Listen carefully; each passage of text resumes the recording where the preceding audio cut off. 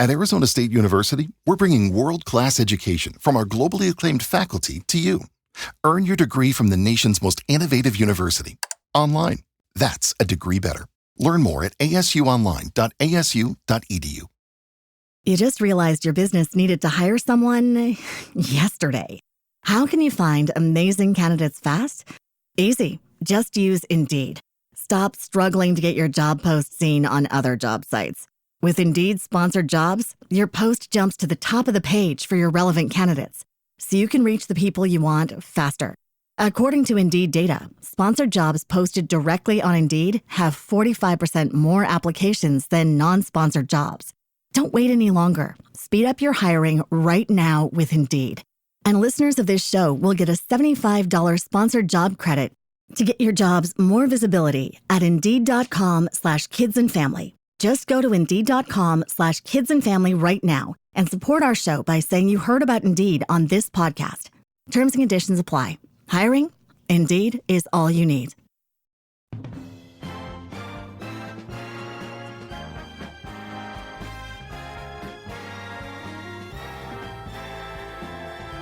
Now, the greatest radio shows of all time.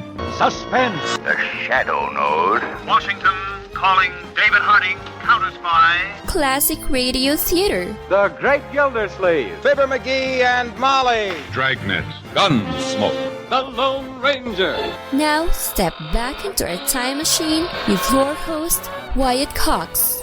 Good evening, friends of the Inner Sanctum.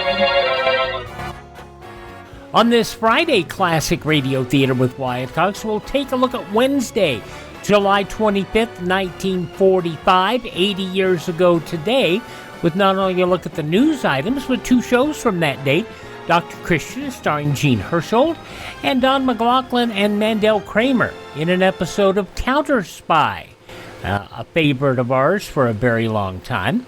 Also, the summer show Satan's Waitin and the Paintings of Death, and an episode of Murder by Experts, the story of the big money. We'll wrap it all up with Peg Lynch and Alan Bunce, and another episode of The Couple Next Door. That's coming up on this Friday, 25th day of July, 206th day of the year, 159 days left in 2025. Ella Mae Morse had the first million-selling record in history on this date in 1942, with the Freddie Slacks Band, the song The Cow Cow Boogie. At Club 500 in Atlantic City, New Jersey on this date in 1946, Dean Martin and Jerry Lewis did their first show as a comedy team.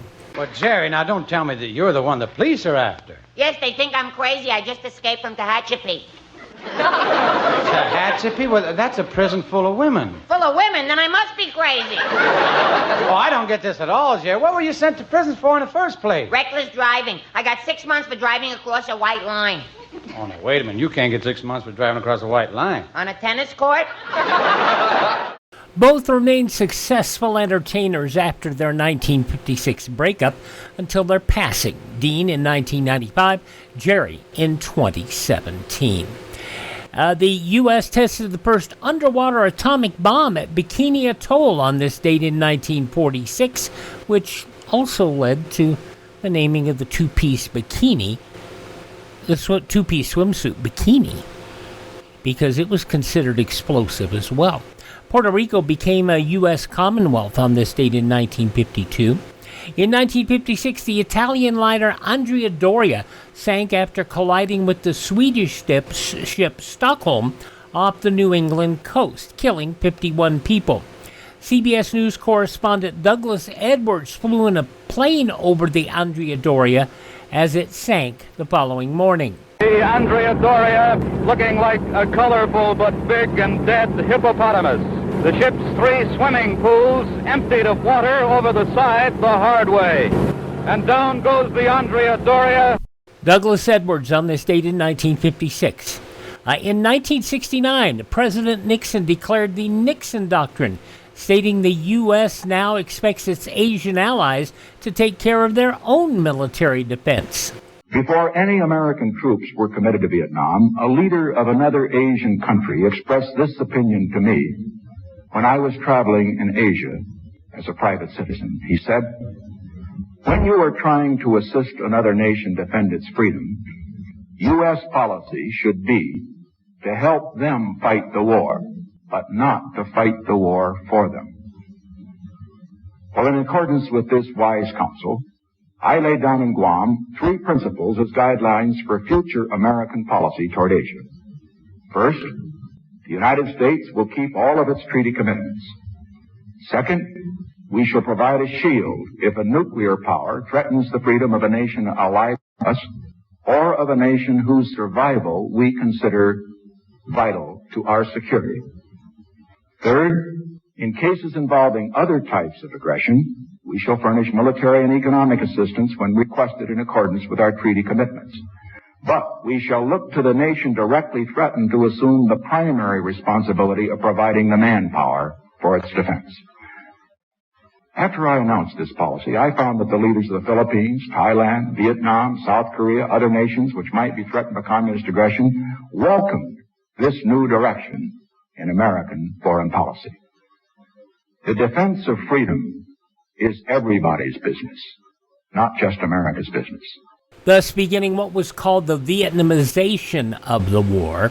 And the war, you have to remember, began back in the Eisenhower administration as part of what was felt to be the domino theory, that unless we cut down on communist regimes taking over democratic regimes, or at least semi-democratic regimes, it would continue across the world.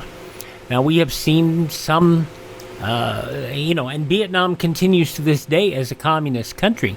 We have seen a few communist countries pull back. They realize that their success is not in that.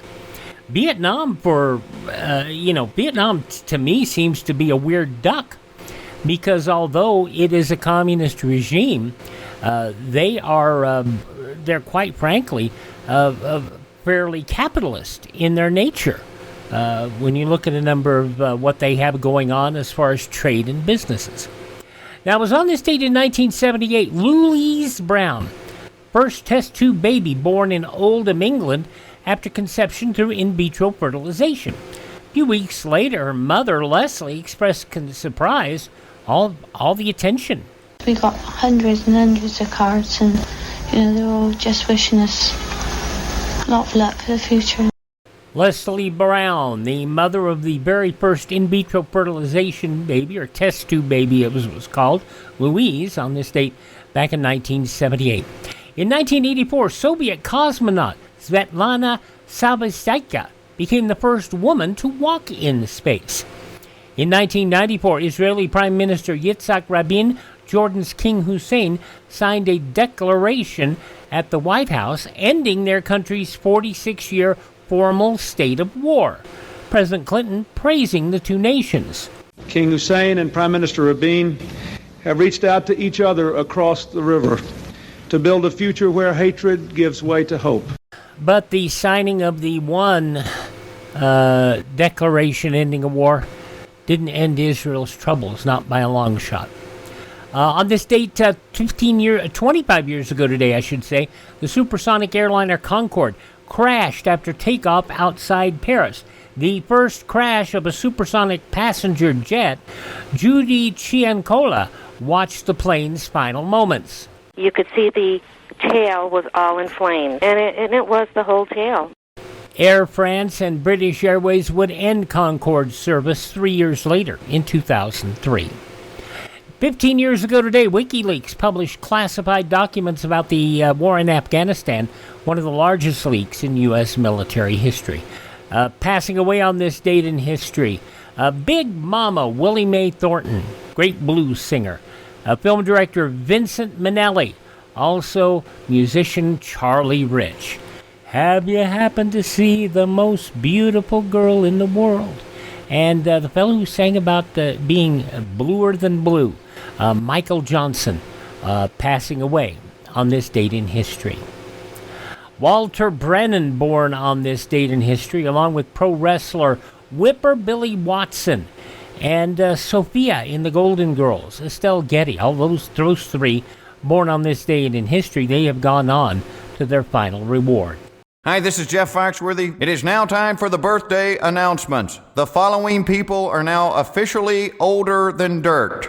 Mrs. David Boy, Somali model Imam, is 70 years old today. Joey from Friends, Matt LeBlanc, 58, and of course... How you doing? How you doing? How you doing? How you doing? Matt LeBlanc, 58 today. WWE's Finn Balor, 44 today. And while Finn's had a pretty good run in WWE, nowhere near as good as his run in New Japan Pro Wrestling, still, he's been there. A couple of people from One Tree Hill today. Chantel Van Santen is 40, as is James Lafferty. Both turned 40 years old today. Filipina singer-actress Sarah Geronimo, 37 today. From Speechless, Mason Cook is 25. And from American Housewife and Zombies, Meg Donnelly is 25. Those just a few of the people who celebrate the 25th day of July as their birthday. If this is your birthday... Hi, we're the Four Freshmen, and we just want to say... Happy birthday to you! And we're going to feature a look today at Wednesday, July 25th, 1945. We're going to start off with one of our favorite shows, Gene Hersholdt as Dr. Christian. That's coming up shortly here as we continue on this Friday Classic Radio Theater with Wyatt Cox. At Arizona State University, we're bringing world-class education from our globally acclaimed faculty to you.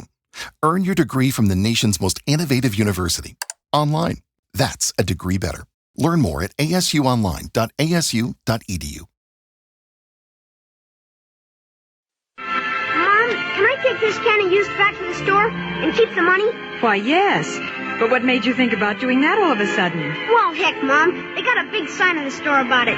They're paying real money for this used fat now. Yes, you may be surprised at how much dealers are paying for used fats these days. It soon counts up. You see, used fats are still needed very much. This country and the whole world are still short of oils for making soap and other industrial products. So whether you let Junior keep the change or use the money to cut down your grocery bills, it pays to save every drop of used fat. Now, see, till the end, my mom always kept the fat. We weren't, when I was growing up, we weren't selling the fat back to the butchers. We'd pretty much gotten past that in the late 50s, early 60s, but I did get to take the pop bottles back. I did a lot of that. All right, we're going to roll on here on Classic Radio Theater. Two shows from Wednesday, July 25th, 1945. Going to start off over at CBS, 8:30 Eastern Time. Gene Hersholdt as Dr. Christian. The story, and 80 years ago today, the story of The Liar. Dr. Christian's office.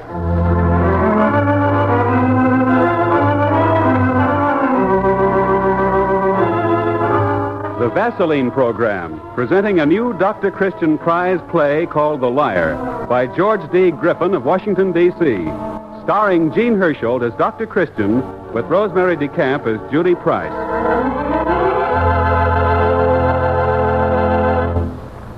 Men, dry scalp is a thief. Yes, dry scalp robs you of an important asset in business and social life, good grooming. If you have dry, unruly hair, if you're bothered with loose dandruff or itchy scalp, remember these are signs of dry scalp. Remember, too, any one of these conditions may be aggravated by sun, wind, and water. So start using Vaseline Hair Tonic today and check dry scalp. Vaseline Hair Tonic actually supplements the natural scalp oils, contains no alcohol or other drying ingredients. Just 5 drops of Vaseline Hair Tonic a day, applied with comb or directly on the hair, checks dry scalp, keeps hair neatly in place. Also, a brisk Vaseline Hair Tonic massage before each shampoo loosens dandruff, relieves itchy tightness. Vaseline Hair Tonic is the ideal care for scalp and hair. And the proof is this. More bottles of Vaseline Hair Tonic are sold today than of any other hair tonic in America. Buy, try Vaseline Hair Tonic.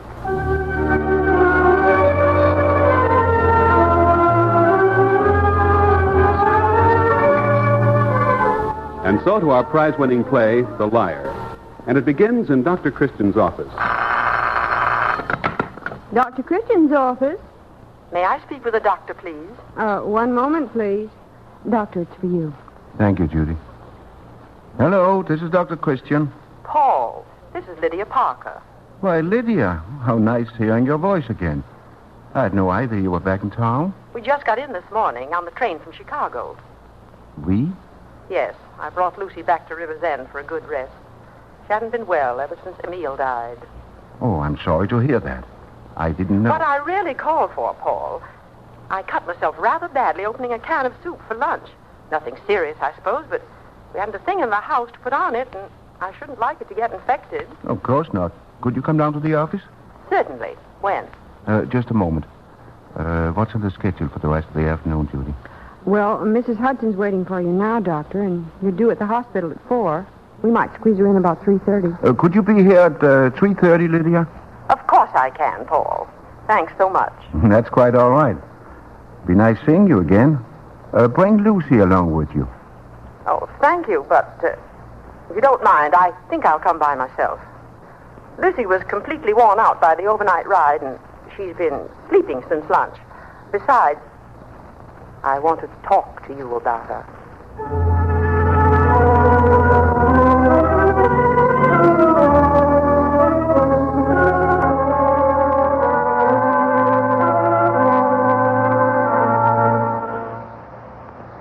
Lucy's not well, Paul. I took her to a specialist in Chicago, but he didn't do anything for her under the circumstances except prescribe a tonic.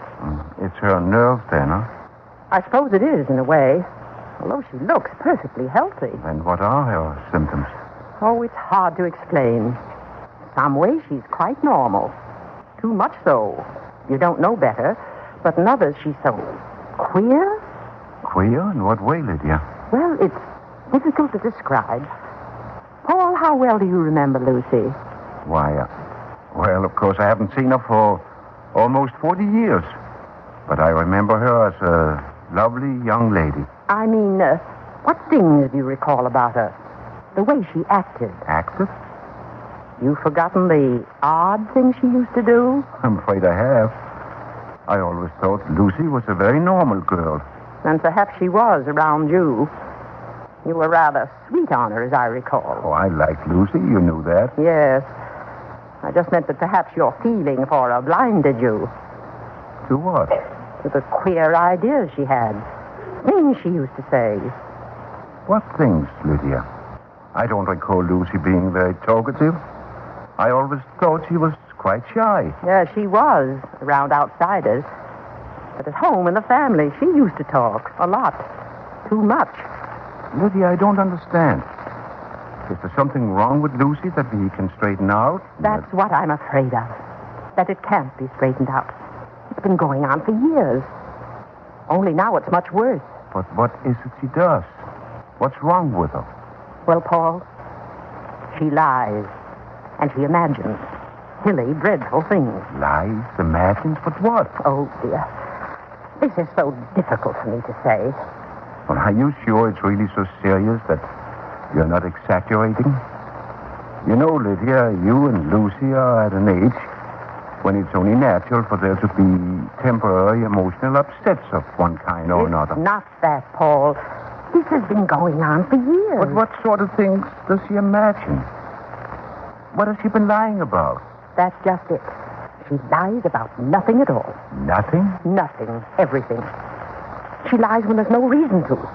She prevaricates about little everyday things, like where she's been, what she did, or maybe who called. But surely there must be some reason. That's what's most disturbing, for no reason at all. There's no reason for her to lie to me. She does, though, lie to others? Oh, yes. But you see, when they're only around occasionally, they have no reason to suspect what she's doing. And she carries it all off without their ever knowing. And you've never given her away? To them? Oh, no, that'd only make it worse. But she does know that you know better, that you don't believe her inventions? Oh, yes. She knows. But we don't talk about it. Well, why not? Have you ever challenged her statements? Yes. Once. It was years ago. I don't recall all the circumstances, but it had something to do with a beau whom we both thought we wanted. You know how jealous sisters can be, particularly about men. Seems silly now, but at the time it was very important to us. And Lucy, in a determination that I shouldn't get him, told the wildest tales about me. Could that have been, by any chance, the time you went to the graduation dance with Charlie Summers? Why, yes, I believe it was. How on earth did you remember? I had asked Lucy to go with me, as I recalled, but she was ill and stayed home. Yes, she really was quite ill. But surely there's something more serious than that. I mean, that her lying isn't enough to worry about? No, Paul. I wouldn't let it bother me if it were confined to that. But it doesn't stop there. Lydia, are you trying to say that there's something dangerous about Lucy's condition? I don't know. Not dangerous, perhaps. Not yet. Sometimes I wonder what she will do when she gets so excited and afraid. Afraid of what, Lydia? Paul, I think she's afraid of me. She suspects me. You? Yes. It's dreadful. But how do you know? Because every time we're alone, she goes to her room and she locks the door. She exists behind locked doors, and has for some months now. It's awful. My own sister. But, Lydia, why haven't you done something about it? I mean... For the simple reason that as soon as someone comes into the house, or we go out together, she seems perfectly normal. Oh, she acts this way only when you are alone? Exactly. I had a terrible time getting her to go to the specialist in Chicago. When I did, why, she carried on as though there was nothing in the world on her mind. I think the man thought I was the queer one. It was most embarrassing. Have you ever tried leaving her alone for any period of time? Perhaps living separately? Yes. And what I tried proved disastrous. It was a little over a month ago. I took a trip into New York with some friends.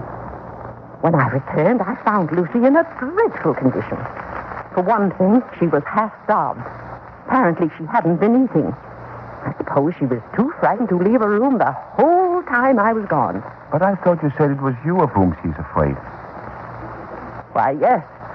Well, then why should she fear to leave the room once she knew you were out of the house for several days? I can't imagine. It puzzled me at the time. You did tell her you were going. Why, Paul, of course I did. I'm sorry. Just occurred to me that perhaps Lucy might not have realized that you had made plans for a visit and that had assumed, for some reason, that you had gone off and left her alone, stranded, or perhaps that something had happened to you and the same fate awaited her outside her room. What was her reaction when you returned? Excuse me, Doctor, but it's almost 4 o'clock and you're due over at the hospital. Oh, yes, Judy. I'll be right out. Well, I'm afraid, Lydia, that you have to excuse me. Oh, of course, Paul. I'm sorry to have taken up so much of your time. Oh, not at all.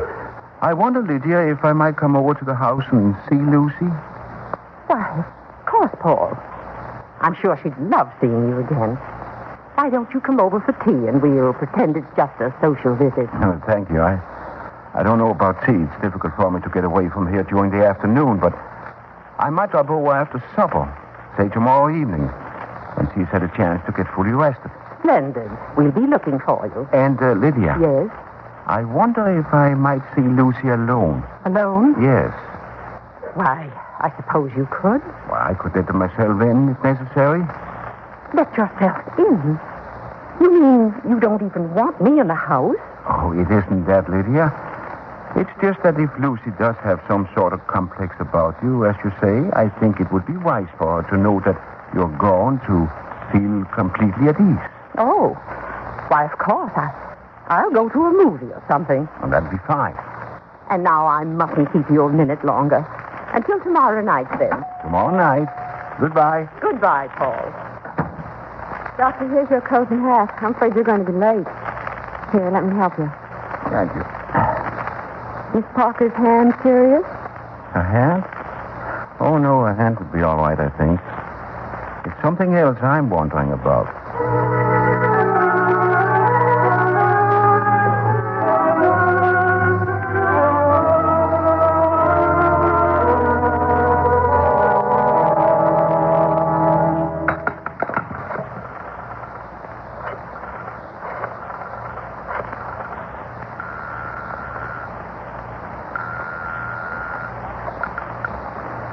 Hello, Parkers? Hello. Hello? Hello, Lucy? Yes? This is Paul Christian, Lucy. Oh, hello, Paul. I'm just getting away from the office now, Lucy. Did Lydia tell you I planned on dropping in on you this evening? Yes, she told me. Oh, well, then I'll be there in a few minutes. All right? All right.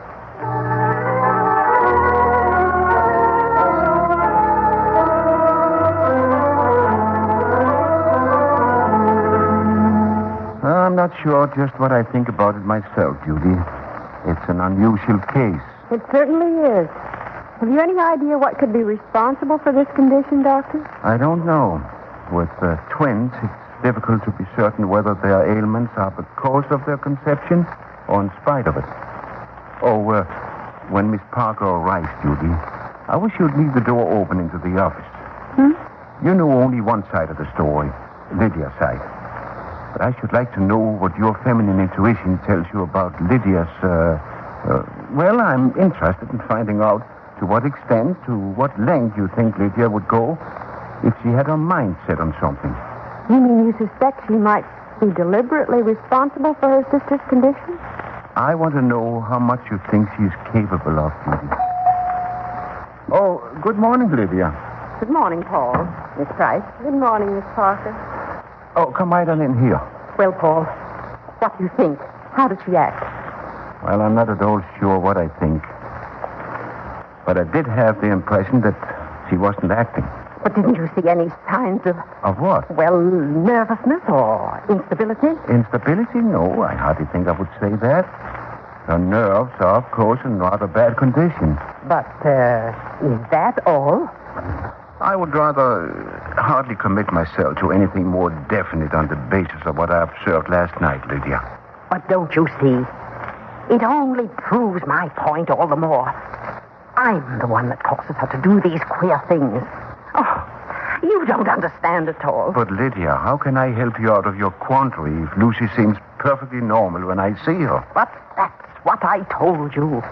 She controls herself when others are around.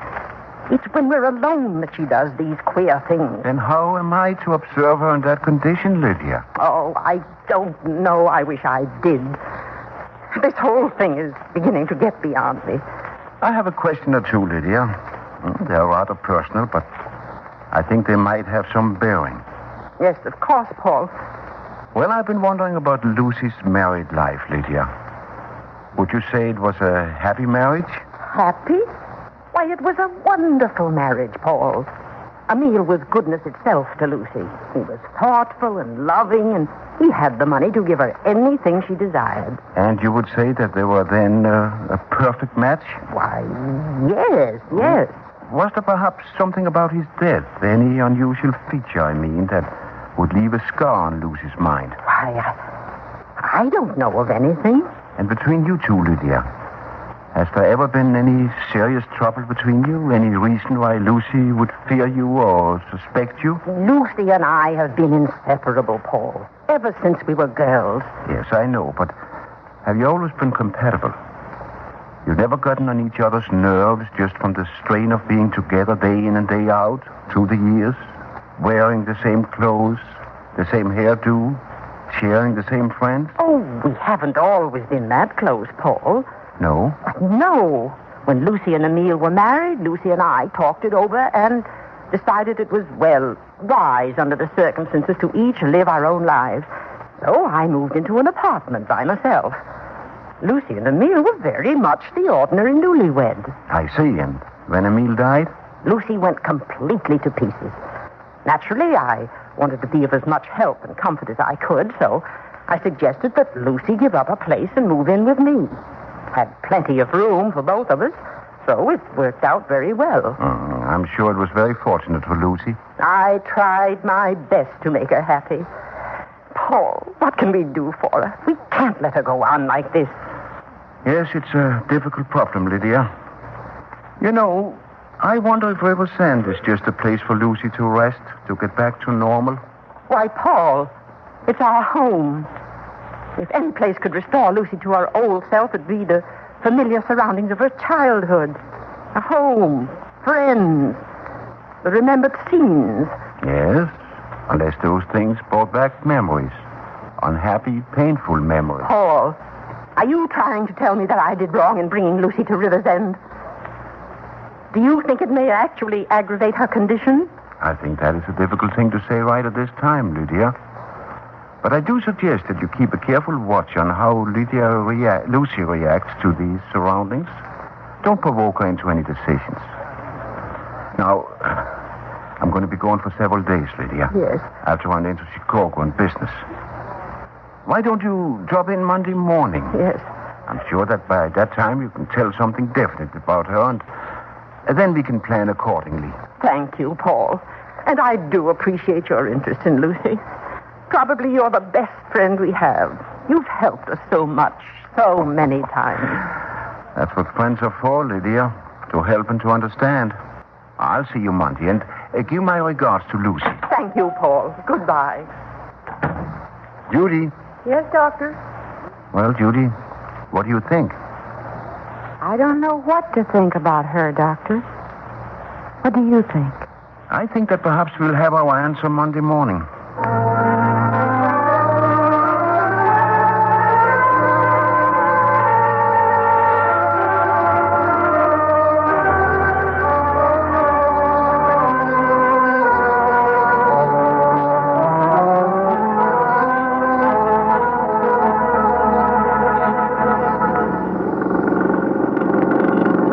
Charlie, the old car still runs along in first-class fashion. You certainly had good use of her, haven't you? Yep, I sure have. Anything new at the office, Judy? Oh, some new faces, Doctor, but the same trouble. Oh, yes, Miss Parker called. Lydia?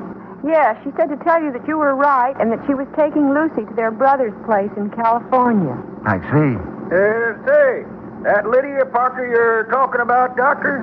Yes, Charlie. Have you seen her this time? Yep, I took her to train last night. Darn near missed it, too. Yeah, she seems about the same, don't she, Doctor? Yes, there's not much change. Yeah. Funny thing how she goes on about her sister, ain't it? Yes, sir, it sure is a funny thing. Say, how long has Lucy been dead, anyway? Must be down to 40 years, ain't it? Dead? Lucy Parker dead? Yes, Judy. Lucy died of pneumonia in the spring of 1901. Oh, but Doctor, well, then this whole thing is... You knew this all the time? Yes, Judy, I knew. I was pallbearer at Lucy's funeral. Oh, but why did you let me think that... Good heavens. No, I don't understand Miss Parker. Is she mad? Mad? Insanity is a harsh word, Judy. Especially for Lydia. She's not dangerous, I know now. And as she is always saying about Lucy, she's perfectly normal in some respects. But Lucy and Lydia are very close, as most twins are, and Lydia never got over Lucy's death. Never once in all these years has she admitted that she's alone, that Lucy is not still with her. Oh, but what do people think when Why should they think anything? Lydia only comes back to River's End occasionally, usually with just a little different story about Lucy and her recent activities. Is it asking so much to expect a little sympathy and understanding? Now, who are we to say that Lydia is queer on the thoughts that are closest to her heart? Reminds me of something my grandmother told me one time many years ago. All the world is queer save thee and me, and even thou art a little queer.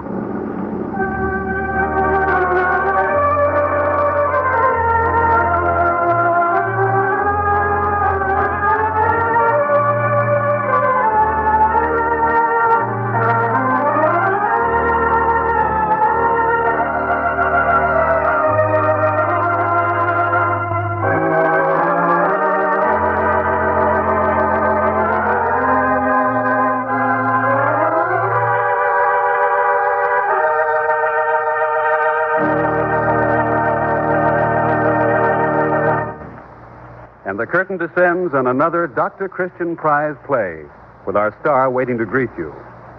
But first, a word from Judy Price. When the summer sun beats down, it doesn't take much exposure to get a burning, stinging, painful sunburn.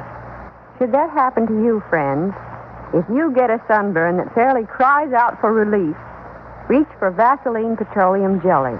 It does bring relief. And Vaseline Petroleum Jelly relieves sunburn not one way, but three ways. It supplements the natural skin oils dried out by the sun. And next, it forms a protective film that guards against infection when the skin blisters or cracks. And third, Vaseline Petroleum Jelly soothes, helps promote quick healing. Remember, it's sunburn, and petroleum jelly is widely accepted as an effective surface treatment for burns, both overseas and here at home. And Vaseline Petroleum Jelly is the world's leading brand. So when you get a sunburn, or any minor household burn, apply Vaseline Petroleum Jelly. Your druggist has it in both jars and handy tubes. Get Vaseline Petroleum Jelly tonight. And remember, there are many petroleum jellies on the market, but only one bears the trademark Vaseline. That trademark, owned by the Cheeseboro Manufacturing Company, is your guarantee of absolute purity. And now, here is Gene Hersholdt.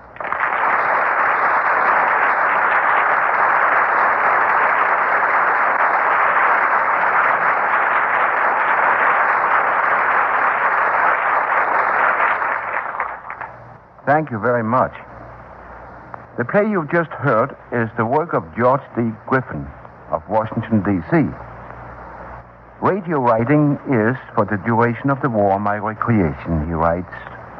The Liar is my first original script to hit the airwaves, although CBS has produced one of my adaptations 3 times. For next week, we have selected a prize play called The Legend of Coruscant by Howard Bjorman of Denver, Colorado. So we invite you all to listen next Wednesday evening to the Vaseline program, same time, same station.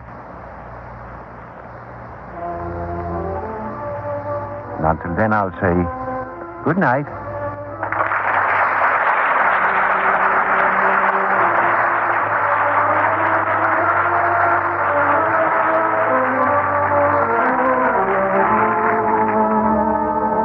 Men, give your hair the ideal summertime care with Vaseline Hair Tonic. Just 5 drops of Vaseline Hair Tonic a day supplement the natural scalp oils depleted by summer sun, wind, and water. So keep your hair looking its well-groomed best. Start tomorrow using Vaseline Hair Tonic.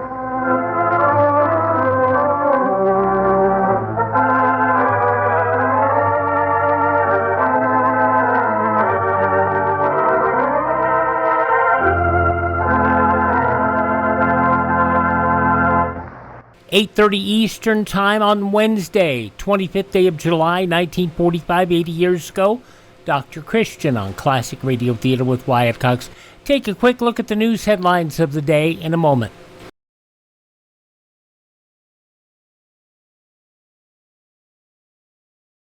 Means you've got to be smarter than ever at figuring ways to fix the meals your families want, especially since you don't have as many points as you used to. Well, the smartest thing to do is to get extra points by turning in waste fats. You know, your meat dealer will give you cash and 2 red points for every pound you turn in. So get going. You'll be doing yourself a favor and your country an important service. For used fats are urgently needed for military medicines, armaments, and a host of things so necessary to win this war. Strain every drop into any tin can, no glass containers, please, and turn them in as soon as you have a pound. We continue our look at this date 80 years ago today by taking a look at the news headlines from Wednesday, July 25th, 1945. Navy yesterday put into effect its announced program for release of certain older personnel on their request. The program, under which approximately 30,000 reserve officers, warrant officers, and enlisted men are expected to be eligible for release by next December 1st, it sets up a formula by which men will be allowed 1 point for each year of age figured to the nearest birthday and 1 point for each 4 months of active duty since September 1st, 1939. Allies have begun the final plunge into the heart of Japan, that according to Admiral William F. Halsey, as U.S. and British carrier planes of his Third Fleet launched new knockout attacks against the enemy Navy on the inland sea, where 7 major warships already had been crippled or left burning.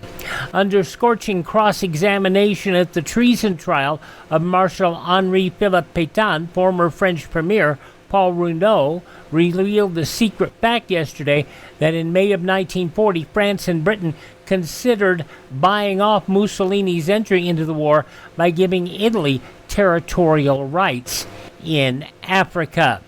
Stormy Senate debate broke out yesterday when the Democrat senator from Montana, Senator Wheeler, declared that while he would vote reluctantly for the UN Charter, he would fight later to limit the use of American troops under it. Senators Connolly, Democrat of Texas, Senator Barkley, the Democrat of Kentucky, and others immediately objected that to ratify the charter and then to refuse to back it up with troops to enforce peace would be to welsh on an agreement. Carrying from a mere handful to several hundred returning troops each, 6 ships entered New York Harbor yesterday, back from the European Theater of Operations. Due last night in the wake of the larger vessels were a flotilla of 5 landing ship tanks, the first of the ocean-going invasion craft to come to New York since VE Day. Since VE Day, Paris has been a dream town for any GI who could get a date in a Jeep. But the bubble burst yesterday, and within 6 hours, military police had seized 110 Jeeps and staff cars in which officers or men were joyriding with whack nurses and French girls. Brigadier General Pleasby Rogers, Paris troop commander, was the hero of the occasion. He announced he was tired of the use of Jeeps and other cars for non-military purposes and ordered his MPs to intervene. From Luxembourg, they founded an army. The first in its history, American West Pointer, its chief of staff. West Pointer, Lieutenant Colonel Arnold Summer of Albion, New York, commander of the 114th Anti-Aircraft Gun Battalion. Idea grew out of Allied plans for utilizing available manpower in the liberated countries. In Brussels, Foreign Minister Paul-Henri Spaak told Parliament yesterday that King Leopold had pro-Germans in his entourage in 1940 and accused the exiled monarch of having declared at the time that the Allied cause was lost. Answering a 2-hour defense of Leopold by André de Vliesgouwer for the Catholic Party, the pro-Leopold Party, Spaak reviewed the 1940s cabinet discussions with the sovereign during the period the Germans were overrunning Belgium. To our north, meat rationing, limiting purchases by individuals to 1 1/3 pounds per week, will be reinstituted in Canada not later than September 1st.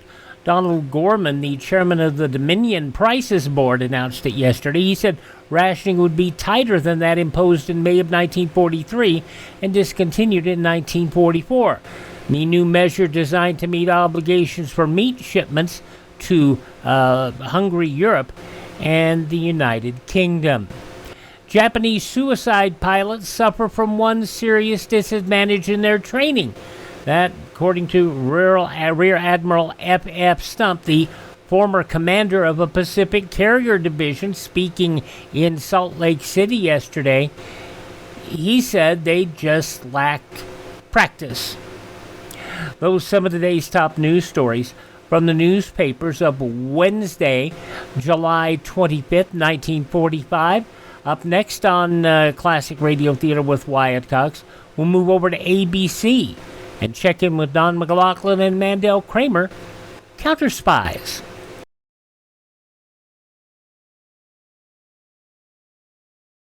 Ladies, there's one war job that you and only you can do. I mean the saving of waste fats and oils. Every drop of used fat is vitally needed for military medicines and supplies, and for supplies on the home front, such as fabrics, paints, and soaps. That fat has to come from your kitchen. Don't fall down on your war job. Save all used fats in a clean can, and the minute the can is full, take it right down to your butcher. He'll pay you 4 cents plus 2 red ration points for every pound you turn in. Thank you, Harlow Wilcox. Now let's wrap up our look at Wednesday, July 25th, 1945, 80 years ago today. Don MacLaughlin, Mandel Kramer, who've been with us a number of times, with the Phillips H. Lord's program, Counterspy. Fresh, the new cream deodorant presents David Harding, Counterspy.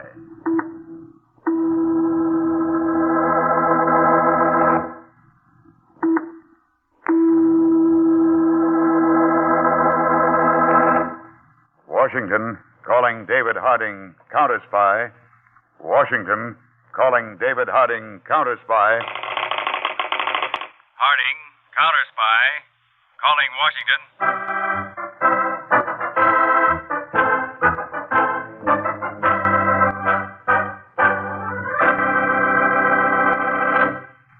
David Harding, Counterspy is brought to you by Fresh. Fresh, the new cream deodorant that stops perspiration worries safely. Switch to Fresh to be sure.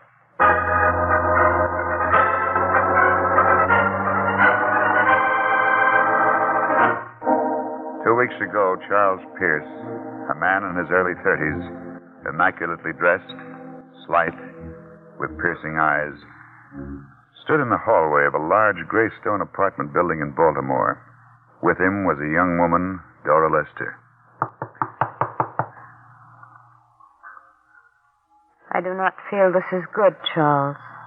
The biggest opportunity we ever had, Dora. You have never met this man. Oh, I know all about him, though. He is in command. You're very strange in my stomach. A woman's intuition. That's enough. We're paid well to take chances. You do not think this is a trick? You have your gun? Always. But I won't need it, Dora. It's a great honor to meet him. His espionage work is known all over the world. For 2 years, he was in command of all Gestapo agents in Spain. Yes? Mr. Burley? Yes? We received your message to come here. When? Day before yesterday. We were in Boston. Come in. Come over to the table. Just sit down, please. Now, if you will establish your identity. Now, this is my lady friend, Dora Lester. She worked with me under Hans Mueller. Just a moment. Remove your hat, Dora. Why, yes. Uh-huh. This picture's a very good likeness of you. You've got a picture of me? When was it taken? The important part is that it was taken for identification. So you used the name Charles Pierce. You wish some identification, Mr. Burley? Unnecessary. I was standing unobserved right at the desk of the hotel when you signed in last night. I wanted to see your handwriting. Well, no wonder, Mr. Burley, you're famous for your precautions. From now on, you two will take orders from me. Come along. May I ask where we are going? To the 8th floor balcony of a certain building. You'll be very surprised at what you see.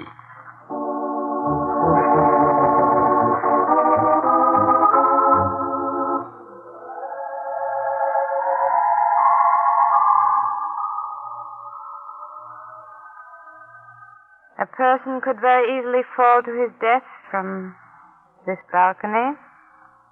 Couldn't he, Mr. Burley? Very easily, Dora. Now, Charles, see that long, low building over there? The one fenced in with the barbed wire? Yes.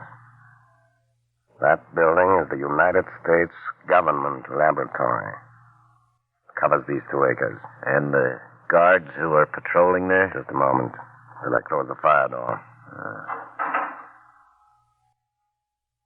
There are 12 guards there, night and day. There's a beam of an electric eye which goes all around the building. Automatic protective devices of every description.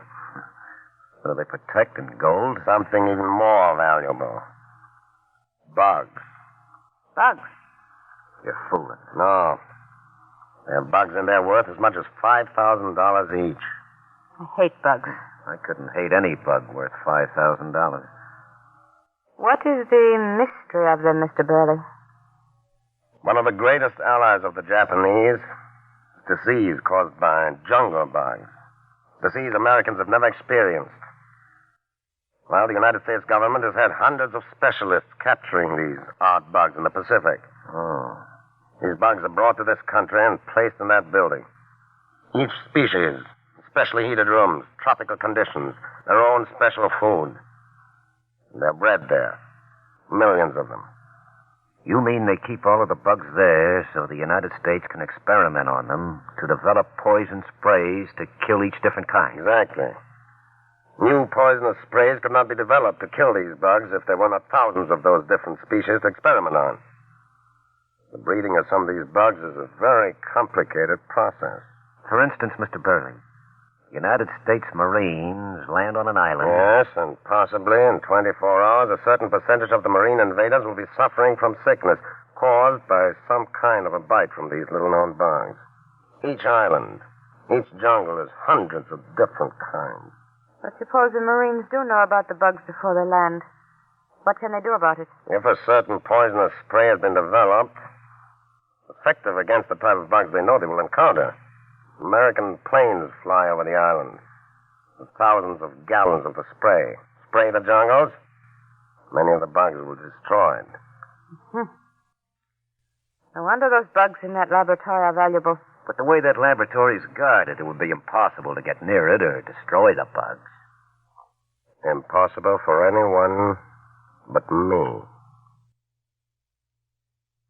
See that building just at the end of the laboratory? Yeah? That is a scientific library. And it is open to medical students who wish to do research there on insecticides. Is it guarded? Certainly. The guard at the door. He searches everyone when they enter or leave.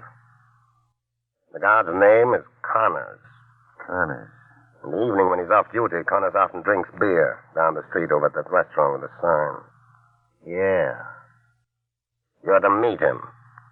Find out what his hobbies are. What he eats. What he likes. Then report to me by telephone.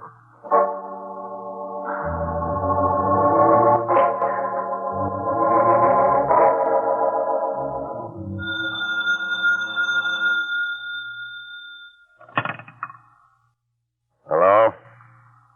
Mr. Burley? Yes? That gentleman you asked me to meet. Yeah? I've become quite friendly with him. His hobby is, dogs. Dogs? Yes. He talks about them by the hour. Oh. Very interesting. What shall I do? Come to my apartment at 11 tonight. When you visit the scientific library again tomorrow, I will have had something planned.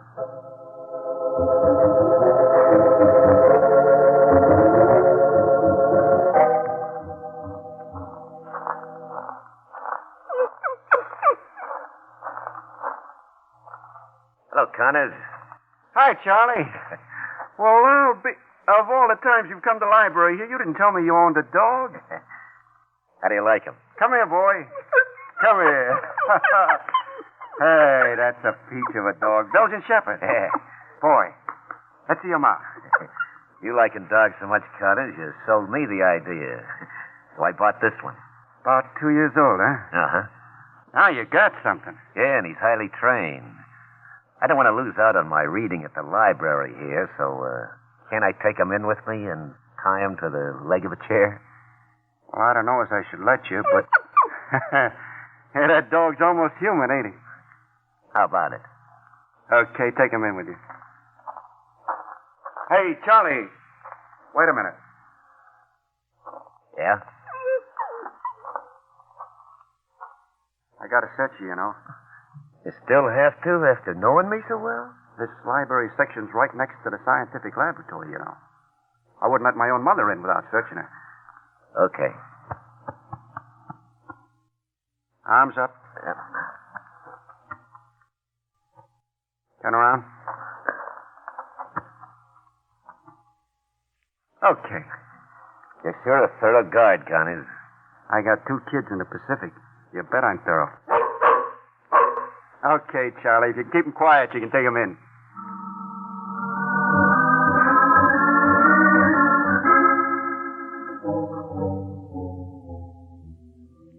You know, Dora, this dog doesn't like Mr. Burley's apartment here. I can see from the way he looks, Charlie.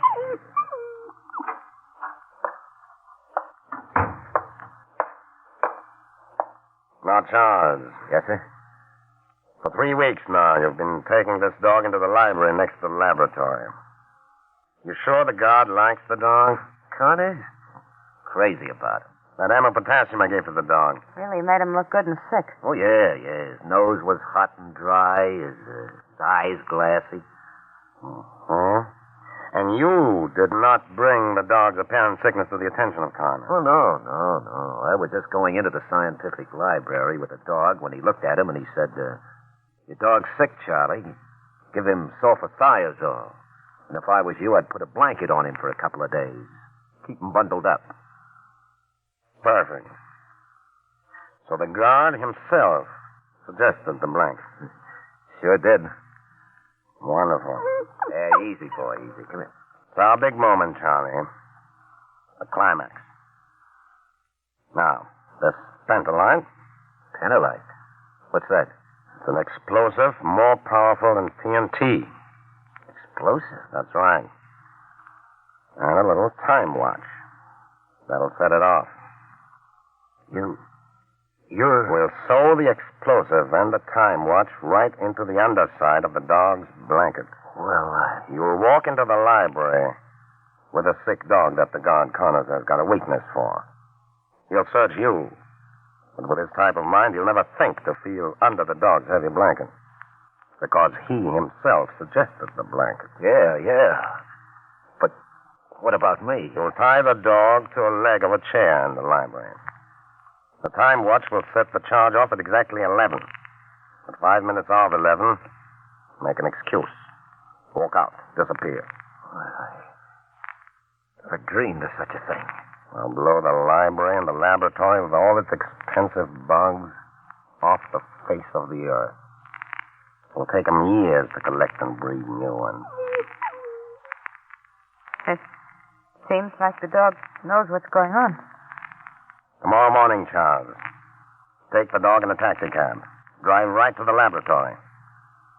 You'll have enough explosive wrapped around him to blow a city to kingdom come.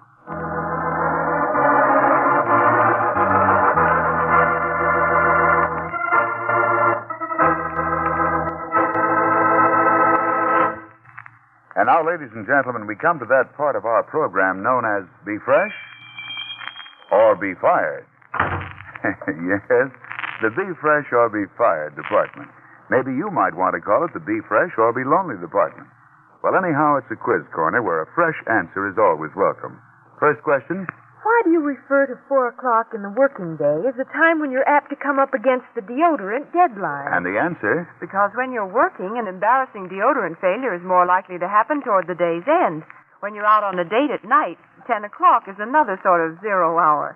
But why be worried? Switch to that new cream deodorant Fresh, to be sure. Second, a man's question. Is using Fresh a sissy thing to do? And the answer? Well, Fresh is a big seller among GIs and post exchanges all around the world. That's plenty answer. Which brings us to a question frequently asked. I get conflicting advice from people I know on how to be sure of personal daintiness.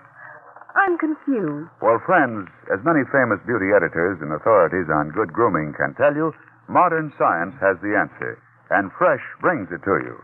In Fresh, you get the benefit of the most effective perspiration-stopping ingredient known to science. Fresh contains an exclusive ingredient. Fresh cream deodorant stops perspiration worries completely and safely. It's safe for you and for your clothing. It's creamy and smooth, not sticky, doesn't dry out, and it's never gritty.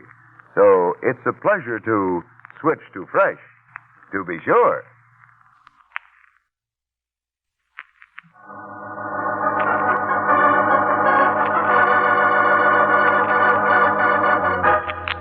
Now back to David Harding, Counterspy.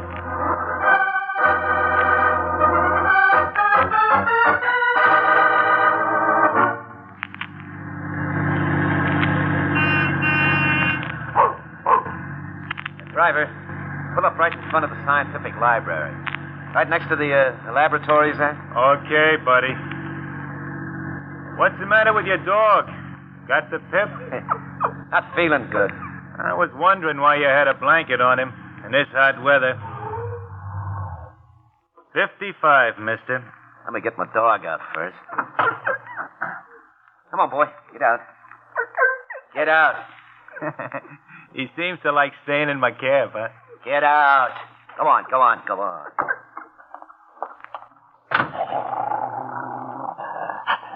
Hey, I guess he sees the big dog the woman's got over there.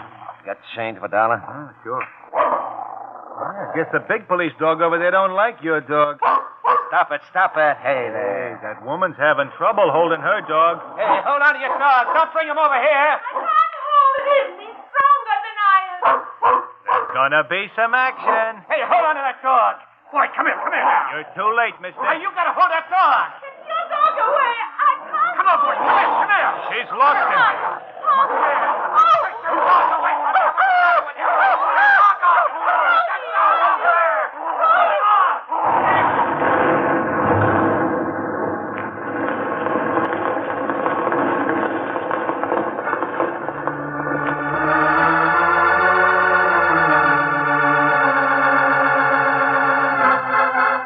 Emergency. Calling all cars. Proceed immediately to street in front of Baltimore Experimental Laboratories. There has been a big explosion on sidewalk, blowing taxicab and 2 or more persons to pieces. Emergency.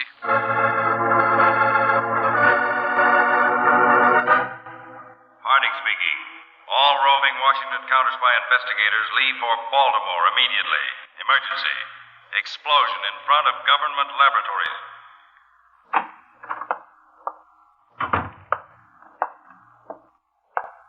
Everett, I want you to leave for Baltimore with me at once.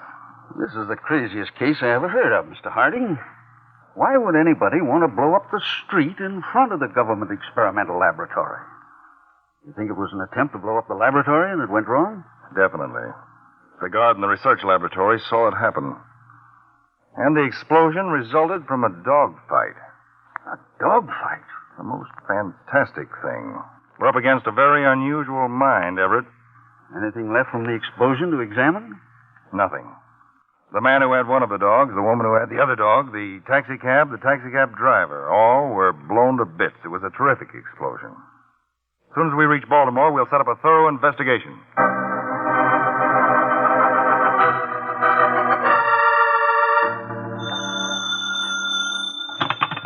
Baltimore field office, Harding speaking. We located the kennels, Mr. Harding, where the dog was bought. Man came in. He bought the dog without leaving his name or address. What do our agents report from the scene of the explosion? Another thing. It must have been a terrific explosion. What about the man who drove the taxi? He's a discharged veteran, good American. Huh? Well, Everett, this is one of the most uniquely conceived plots. There just isn't any starting point. Let me think a minute. We've got to find the starting point. These agents will make another attempt to destroy that laboratory. What are your orders, sir? Enemy agents had a dog. They now don't have a dog. We could start a house-to-house canvass. Well, that'll take us months. Come back to the field office, Everett. I've got an idea. We'll work out of here.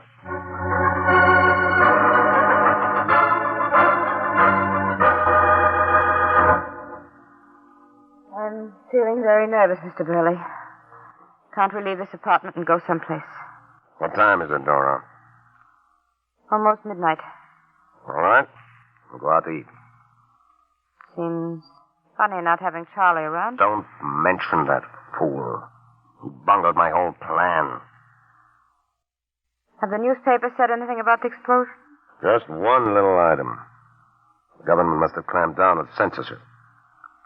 You're going to try some other way to destroy the laboratory? Of course. But this time I'll do it myself. Oh. You're rather pretty, Dora. I like you, too.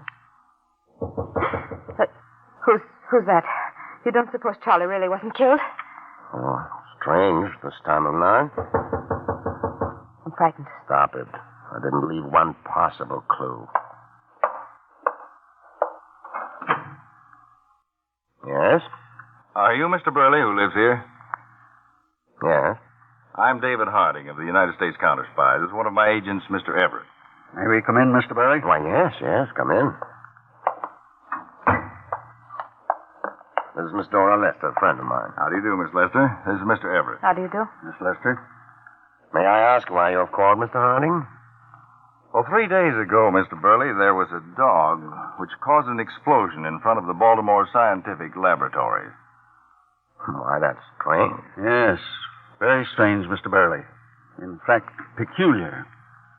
These are government orders. Neither one of you is to move. Just a minute. No minute at all. I'm frisking you. No gun. Ever check, Miss Lester? No gun either. Mr. Harding, your attitude is uncalled for. Mr. Burley, my men have been covering Baltimore. Restaurants, meat markets, pet shops, formulas, everything. Well, we found a restaurant right across the street where a man had been buying food for a dog every day. He hasn't bought any such food for the last 3 days. I suppose you're referring to me. Yes. Well, what am I supposed to say? You're supposed to do some pretty tall explaining. Where is your dog, Mr. Burley? He, died. Oh? He didn't die by being blown to bits, did he, Mr. Burley? No. My dog died a natural death. Ah, I see.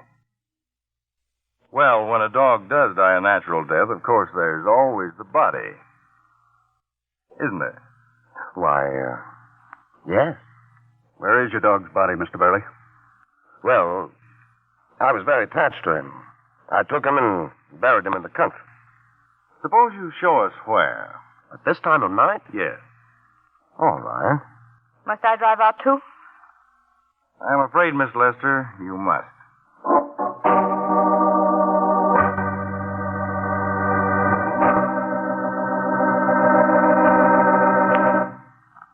David Harding will be back in a moment. But meanwhile, what do you think is the best advice to give to a young lady who says, You know, when my lipstick has gone back on me, or when it's worn off, or maybe kissed off, my little mirror is a good friend. It always warns me. But when my deodorant has gone back on me, nothing or no one will warn me. What's a girl to do? Well, friends, as many famous beauty editors and experts on good grooming and personal charm can tell you, modern science has the answer, and Fresh brings it to you. Yes, Fresh contains the most effective perspiration-stopping ingredient known. Fresh contains an exclusive ingredient. Fresh stops perspiration worries completely and safely. Ladies and gentlemen, each and every one of you, someday, sometime, may reach your deodorant deadline.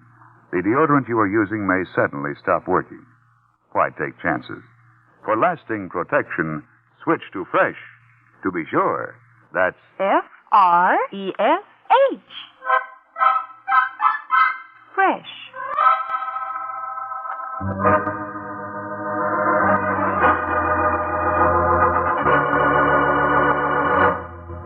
Now, back to David Harding, Counterspy.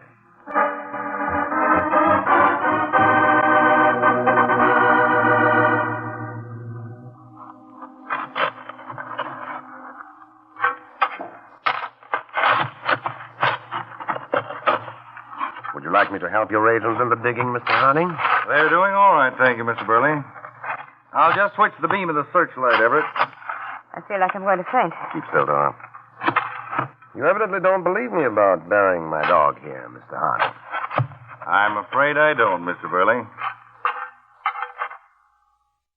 Look, Mr. Harding. There is something down there. What? Everett, dig a little more right there. Right.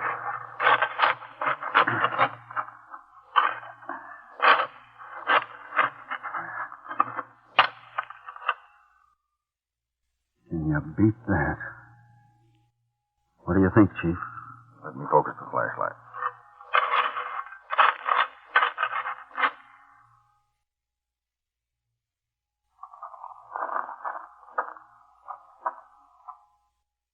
Mr. Burley,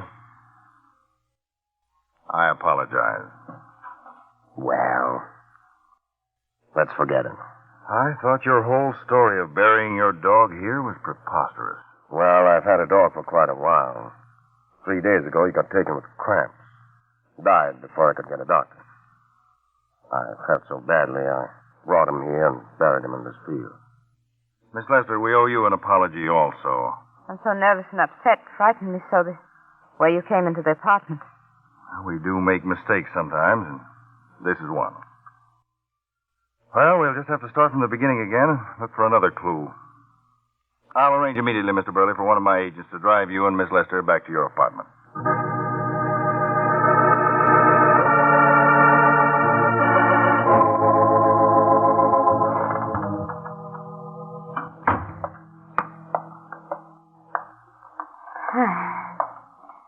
Seems so good to be back in the apartment again. The fool driver running out of gas. All over being upset from your experience tonight, Dora? Yes, Mr. Burley, I guess so. Everyone makes mistakes, you know. You, Mr. Harding. You used to be a very charming man.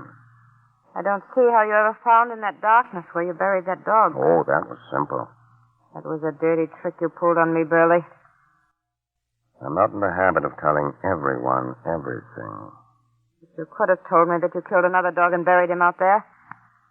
How do you think I felt all that time when you were claiming you did? And I thinking as soon as we got out there wouldn't be any dog's grave and we'd be caught. You might as well learn to trust my judgment. Now go into your room and get cleaned up. We'll go out to a restaurant and get something to eat. Charles used to tell me everything he was doing. And Charles spoiled my whole plan and got himself blown to pieces. Just the same, we had fun together and... Get your hands up, both of you. What's the meaning of this? Put your hands out. These cuffs are going on you. Wait a minute. I can explain. You've already done your explaining, Burley. I hoped you wouldn't suspect anything when my agent pretended to run out of gas while bringing you two back to the apartment. It gave me time to go to the police station and see if anyone during the past 3 days had lost a black shepherd dog with a tooth missing from the lower right jaw. What does that prove? It proves that when your other dog was blown to pieces, you didn't dare go to the kennels and buy another. So you looked until you could steal one. You killed him and buried him out there just in case there was some slip and you were approached. Will I be put in prison if I tell everything I know? Shut up, you fool. What I'd like to do to you, Burley, is throw you to a whole kennel of dogs. They'd give you what you deserve. But instead, you're going to go to the electric chair. And a lot of men will be coming home from the Pacific who wouldn't be if your fiendish plan had worked. Burley, consider yourself under arrest by the United States government for espionage and murder.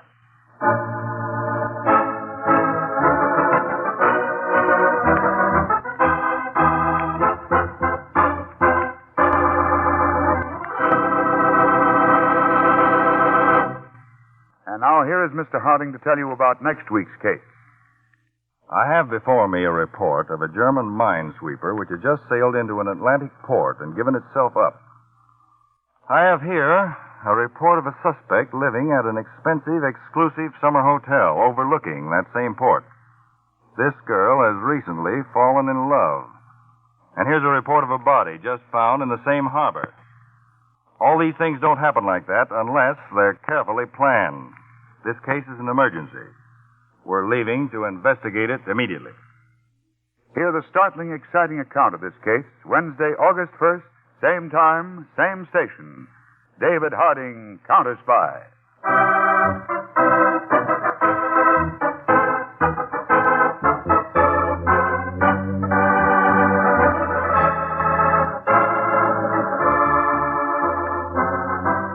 David Harding, Counterspy is brought to you by Fresh. Fresh, the new cream deodorant that stops perspiration worries safely. Switch to Fresh to be sure.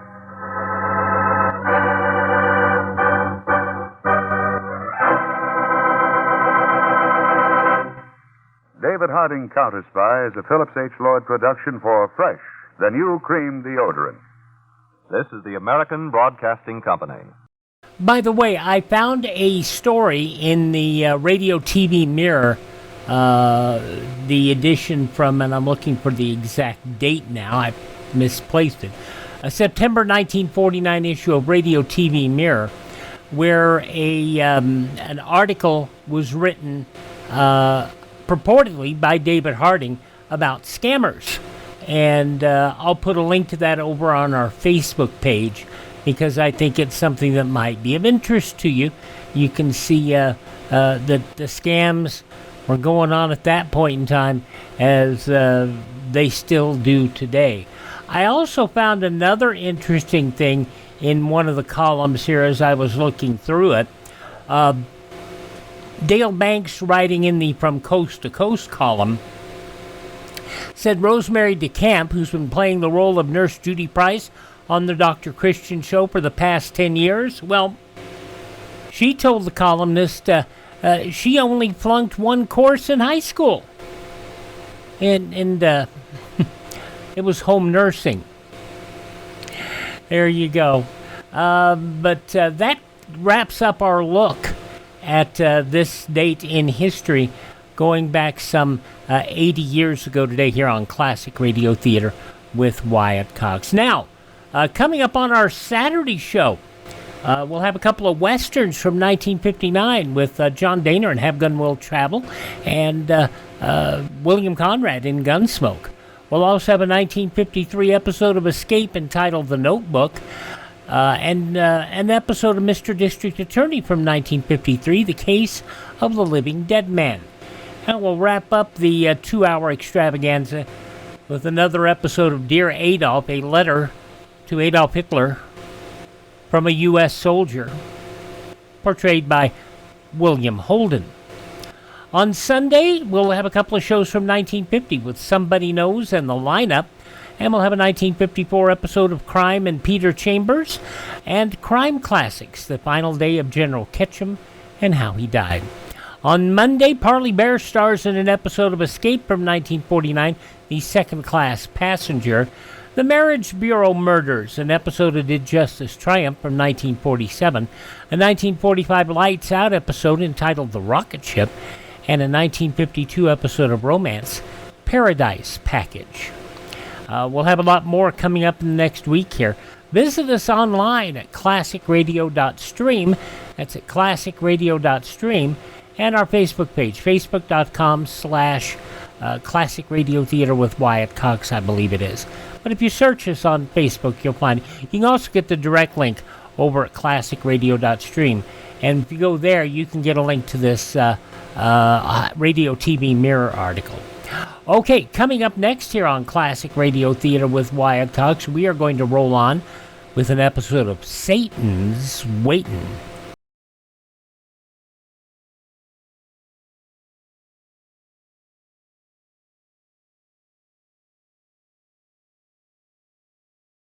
You know, defense is one job we can't put off. Because if we want security for our home and country tomorrow, we've got to do something about it today. How? By investing in United States savings bonds. You'll get a return of $4 for every $3 you put in, and in less than 10 years. In addition, you can hold your bonds beyond maturity and earn further interest.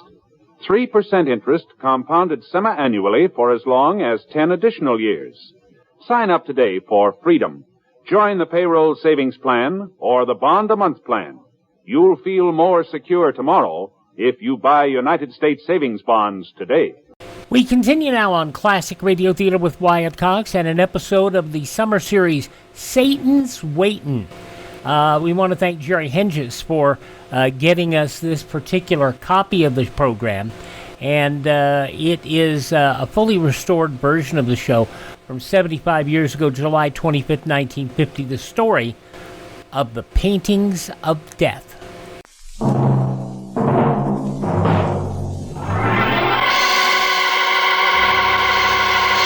The Colgate-Palmolive Feet Company, makers of Halo shampoo to glorify your hair and Palmolive shave creams for a smoother, more comfortable way to shave, bring you Satan's Waitin'.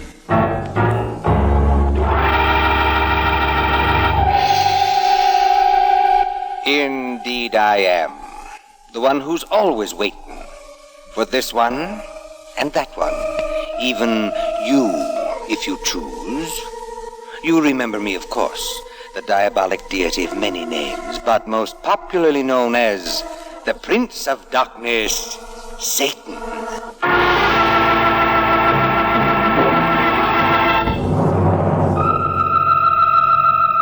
But not to Catherine and Robert. Catherine, slightly married, is more than slightly interested in other young men. This young artist, he interests me. I wonder if I wouldn't find it quite entertaining to have him paint my portrait. And the artist, Robert, will do anything at all, to reach his coveted goal. So she's married. She wants to help me, doesn't she? I can go along. Anything if I can keep going. Win that art contest. My, a promising situation for my handiwork. Will you rise with me to the occasion?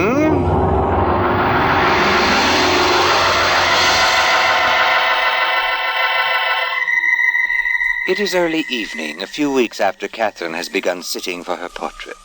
She returns home after a day at the artist's studio, slips quietly into the house, intending to go directly to her room. But as she passes the open door to her husband's study, her plans are changed abruptly. Well, Catherine, at last. Malcolm. Come on in, my love. Join the fun. The fun? Malcolm, this is ridiculous. You've been drinking. That I have, but only a little. Don't worry. There's plenty for you. No, thank you. I'm really too tired. That beastly artist kept me posing until 6:30 in that stuffy little studio. Oh, don't bother to explain. I'll pour you a drink. I told you, Malcolm, I don't care for a drink. I'll pour you in anyway, because, Catherine, my love, you're going to need it. Malcolm, I've never seen you like this before. Right, never. My love, you've never seen me like this before, because since the day I married you, I've never felt like this. You see, Catherine, I'm celebrating our coming divorce. Now, didn't I tell you you'd need this drink? Malcolm. Oh, Malcolm, you're not serious. You're not telling me that you don't love me anymore. Oh, better than that. I'm saying I never did love you, and you never loved me. And don't put your glass down there. You'll get rings on my report. Report? Uh-huh. Detective report. Just got it this afternoon. Interesting. Listen. On Monday, the subject, that's you, left the correspondence studio at 3:15 p.m., accompanied by correspondent, that's Robert. They proceeded to Baroni's Italian restaurant, where they retired to a curtained booth. Nice touch, that last. You don't mean this. On Tuesday at 4:45 p.m., attached photograph of subject and correspondent in embrace was taken through skylight from adjoining rooftop. Stop it! All right, Malcolm. Get your divorce. But I'm warning you, I'll take every cent I can get my hands on.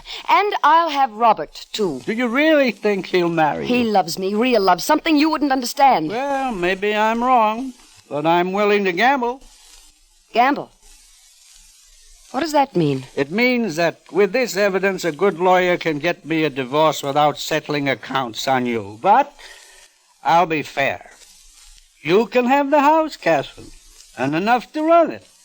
Then at the end of 6 months, I'll make you a gift of a cash sum. A large cash sum, provided... Provided what? That Robert does love you. He does. Enough to marry He will. You within 6 months, after the technicalities in Reno. Within 6 months. Well, it's all settled then. No muss, no fuss. I have nothing to worry about, my love. And neither do you.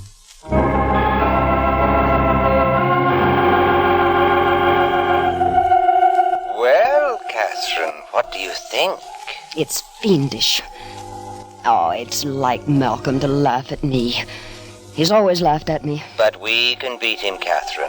You have Robert now, and Robert does love you, doesn't he? If I only could be sure. I'm going to see him. Tonight. Now.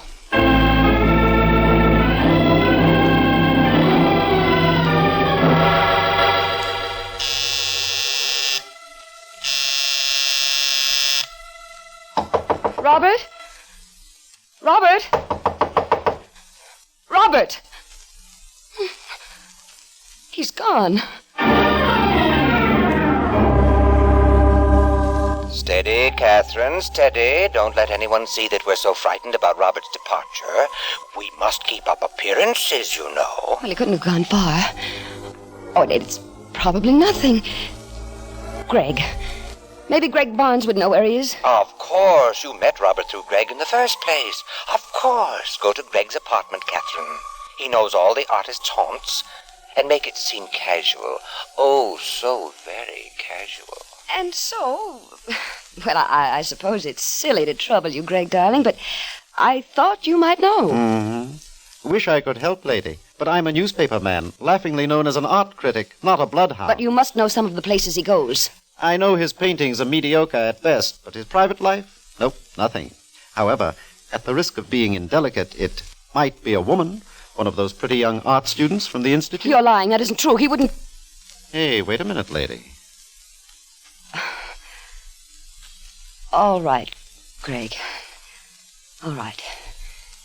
You may as well know the truth. Robert and I are in love. Malcolm has consented to give me a divorce. If I seem nervous... Well, please find him for me, Greg. I'm so happy and upset all at once. Don't you see? Mm-hmm. Yeah, sure. Do I call you at home, or has Malcolm already thrown you out? Call me at home, and the throwing out was the other way around. Remember that. Mm-hmm. Yeah, sure.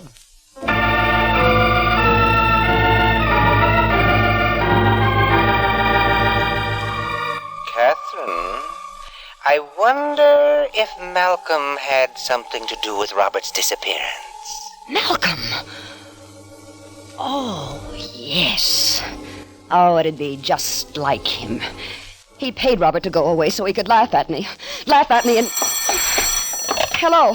Bloodhound Barnes reporting. Greg. Yes. You found Robert? Yes. Oh, where is he? At his studio. Well, did you tell him I'd be there? He's waiting. Oh, I love you forever. All women do. Thank you, Greg. You don't know what this means to me. Just one thing. What's that? After you've married him, treat him right. I said he was a mediocre painter, and he is now, but give him a chance to develop. He can be good. Maybe not great, but at least good. Even that's a rarity these days. Greg, I love him. From now on, his painting will be the most important thing in life to me. Mm-hmm. Yeah, sure.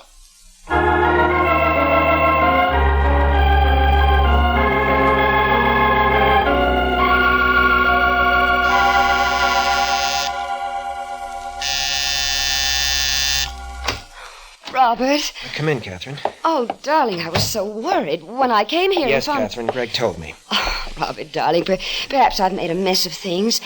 I know our little attentions to each other meant nothing, but when Malcolm got jealous... Oh, you don't know what a beast that man can be, Robert. He shouted at For me and heaven's sake, Catherine, will you spare me the theatrics? Robert, you don't mean you refuse... I mean, Greg told me everything. I know what you're getting at. Oh, but don't you see, darling? Oh, I know it may not be very romantic, but it's terribly practical, Robert. Really it is. I have money, you have talent. We could do such wonderful things together. Don't worry, Catherine. I'll marry you when it's time. You'll... I said I'll marry you. It's what you want, isn't it? Yes, Robert. It's what I want.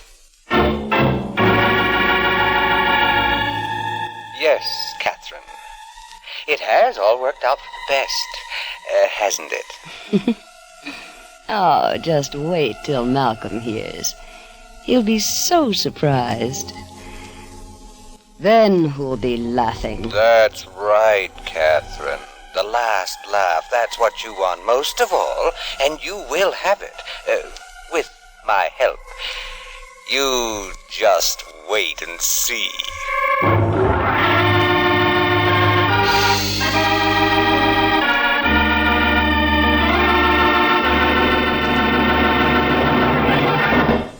In just a moment, ladies and gentlemen, we'll return to Satan's Waitin'. But first, remember, soaping doll's hair, Halo glorifies it. So... Halo, everybody, Halo. Halo is the shampoo that glorifies your hair. So Halo, everybody, Halo. Yes, there's your cue to lovely, naturally lustrous hair. For soaping your hair with even finest liquid or cream shampoos hides its natural luster with dulling soap film.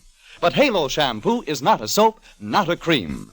Made with a new patented ingredient, Halo glorifies your hair with your very first shampoo.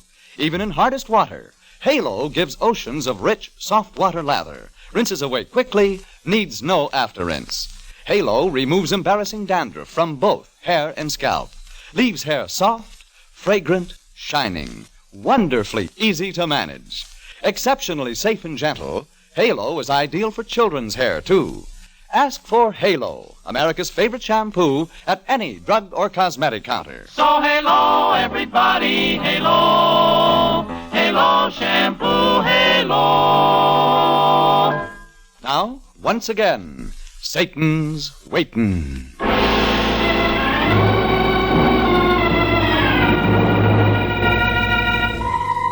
So, all is going well with our charming little friend, Catherine St. Clair. Her almost ex-husband, Malcolm, has been away in Reno attending to the necessary formalities. Robert, in turn, has already moved into a studio Catherine had built for him in the attic of the St. Clair home. Of course, she had to run up a bill to do it, but with marriage to Robert and a generous settlement from Malcolm in the offing, she's found little time for concern. Most of her time, in fact, has been spent in celebrating. Tonight, for example, she's entertaining a group of her noisy friends. So, you're really going to announce it? Well, Greg, announce it. Announce what? Don't be coy, lady. This smells to me like an engagement party. And if it is? With me, I'm old-fashioned.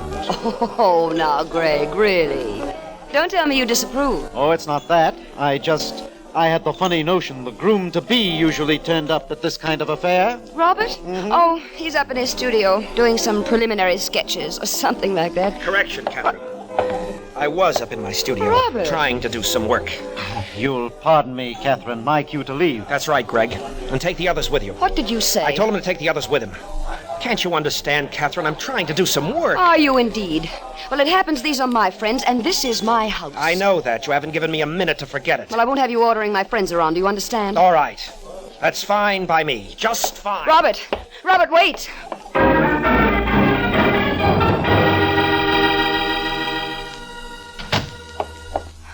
Robert? Oh, darling, I'm sorry.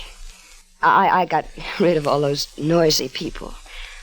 Honestly, I don't know what got into me. You don't have to apologize, Catherine. Robert, you're not packing your things. Yes. I'm moving back into my old studio. You're not doing anything of the kind. I won't have it. Catherine, will you please stop telling me what to do and listen to me for a minute? I've been trying for weeks to tell you something, but I just can't seem to. Tell me what? It's about my work.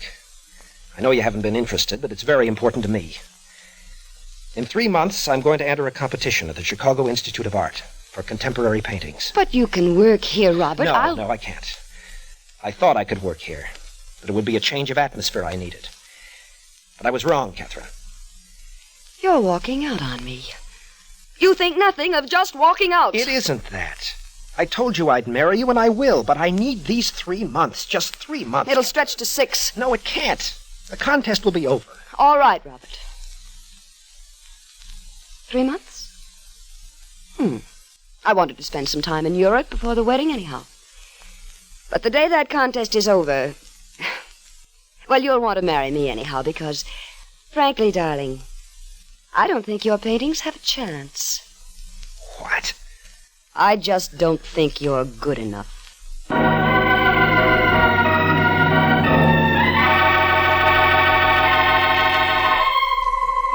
We're not at all concerned now, are we, Catherine? No, your parting line to Robert, the truth behind it, provides a feeling of confidence. Makes the weeks that follow very pleasant ones. London, Paris, the gaiety of new places. Not to mention occasional new escorts. I've been discreet enough. No one will know. Right, Catherine. And I'm going to protect you a bit as you journey to your hotel in the French Riviera. No escorts this time. You're alone, as I bring you face to face with none other than... Malcolm! Oh, Malcolm, I had no idea you were on the continent. On my way to Monte Carlo, my love. Oh, gambling. Isn't that a new hobby for you? Well, Catherine, I'd say it was simply another facet that you added to my life. I? Took it up first in Reno, my girl. Gets in your blood. Well, just so you don't lose my money as well as your own. Your money? Oh, Now, I do hope you haven't gone too far in debt financing yourself so far. I'm not too worried. Considering how much I'll collect from you, Malcolm. On our little wager. On our little wager, yes. You're not aware, then, that your devoted artist friend Robert has been running around New York with one of his attractive young art students? Where did you hear that? Oh, around. Bad news travels fast, my love. Of course, from my point of view, it's good news. Oh, you underestimate me, Malcolm. As usual. You're sure you haven't overestimated Robert? Quite sure. And what's that for? Just thinking. You only arrived today here on the Riviera, and I'd bet anything, just anything, that you'll take the first plane out of here tonight.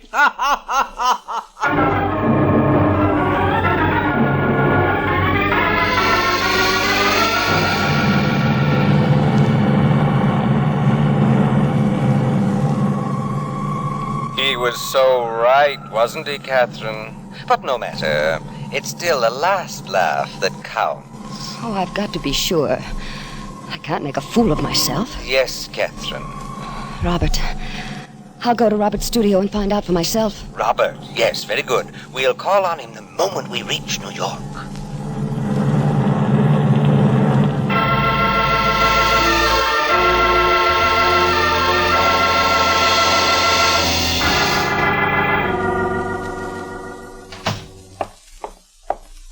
Right with you, darling.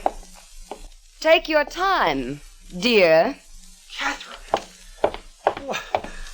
Why, Catherine, I didn't expect... Didn't expect me back so soon, I know. My. So many paintings. Yes, they're... Oh, please, Robert. You don't have to tell me. I know they're good. Some are very, very good. Well, Catherine, these paintings... Yes, I know. They're going to win the contest for you. And what will that mean, Robert? That our marriage is all off? Catherine, I'm sorry. But you did ask for this. Yes, it's all off. I might as well admit it. I don't need you any longer. Well, how nice. I finance you long enough to paint what you want to paint, and then... You never believed in me. Catherine, you don't know good work, not really. We've nothing in common. Oh, stop it. I'm sick of hearing that. Sorry, but it's true. Robert, what you don't know is that I do love you. Why, you've cut me down as surely as if you'd done it with this knife. Catherine, please don't start the old theatrics again and get away from those things. That knife, the gun, they're props, things I've borrowed. Really, Robert? They seem real enough. Of course they're real. This knife, isn't it real enough to slash this painting? And this one? Catherine. Stay away from me. I'll show you, Robert. I'll make you beg to keep you. You're not winning any contest, not with paintings that look like this. And this. I'll slice them all you hear. I'll cut them to ribbons. Catherine. Let me go. Let me go. You've done all you're going to, Catherine. Give me that knife. There. Now let me tell you something. No! I'll tell you something. Catherine, the gun. No. Put it down. No, Robert. Not until I've killed you. Robert!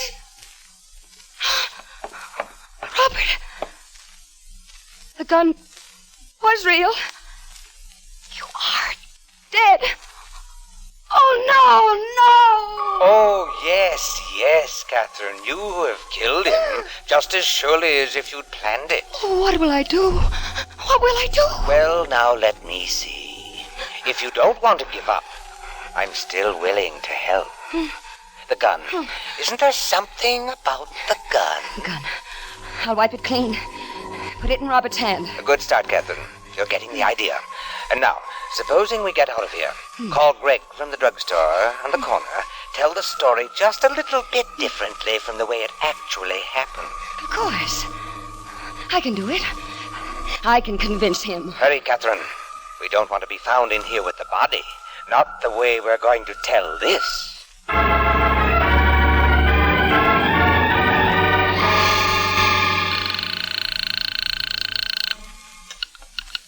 Yes? Greg? Greg, it's Catherine. Oh, Greg, I've got to see you. It's about Robert. He refuses to take you back? Well, I don't know, Greg. I don't know. Well, I don't understand you, lady. Didn't you go to his studio? Oh, yes, I did, but he wasn't there. I went in and... Oh, Greg, I did a terrible thing. Really dreadful. He'll never forgive me. I slashed his paintings, cut them to bits, the ones he was going to enter in the contest. You what? His paintings, all the beautiful paintings he was going to enter in the contest. Oh, I was so jealous, Greg, thinking of him with that other girl. I destroyed them. Catherine, you couldn't. But I did. And now... Oh, don't you see, Greg? I'm frightened, terribly frightened. You know what this contest means to him, and when Robert comes back, there's no telling what he might do. Where are you, Catherine? Well, I'm calling from the drugstore, half a block from his place. I'll meet you there. We'll go up to his studio and wait for him together. Oh, Greg, thank you. Oh, thank you, but do hurry, please. If we don't get back to the studio before Robert does, well, you know how impulsive he is. I understand. I'll hurry.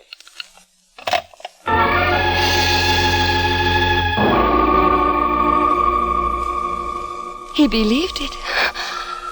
Greg believed it. Of course he believed it, Catherine, and it is almost the truth. But steady now. Just the right degree of surprise when Greg makes the shocking discovery. Good Lord, Catherine. Greg, what is it? Greg! We're too late. Yes. Oh, Greg, what has he done? What has he done? It would appear, lady, that he's shot himself. Oh, no. Oh, Greg, it's my fault. The paintings, I drove him to it. It's almost as if I did it. Steady now. We've got to call the police right away. There's nothing we can do for Robert now.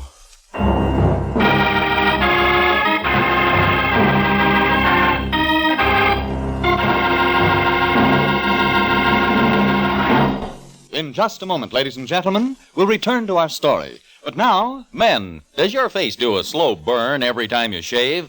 Then it's time you heard the good news about smoother, more comfortable shaves the Palmolive shaving cream way. That's right, smoother, more comfortable shaves. And men, only Palmolive, no other shaving cream, offers you real proof, not just promises, of smoother, more comfortable shaves. For the new Palmolive shaving cream way gets beards really soft, and it provides a protective film that actually floats your razor's cutting edge. Yes, even in cold or hard water, you get a clean, close shave every time. Super smooth, super comfortable. Over 2,500 men tested Palmolive shaving creams thoroughly. They followed the simple directions on the tube, and no matter how they shaved before, 3 out of 4 reported beards easier to cut, less razor pull, more comfortable, actually smoother shaves. Get Palmolive shaving cream, lather or brushless. See if you don't get that super smooth, super comfortable, free and easy shave you've always wanted. You owe it to your face to try Palmolive lather or brushless. Remember, only Palmolive, no other shaving cream, offers you proof of smoother, more comfortable shaves.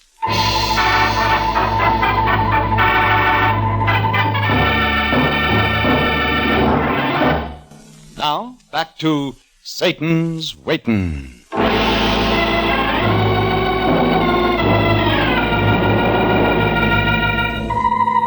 Well, we're certainly a long way from losing, aren't we, Catherine?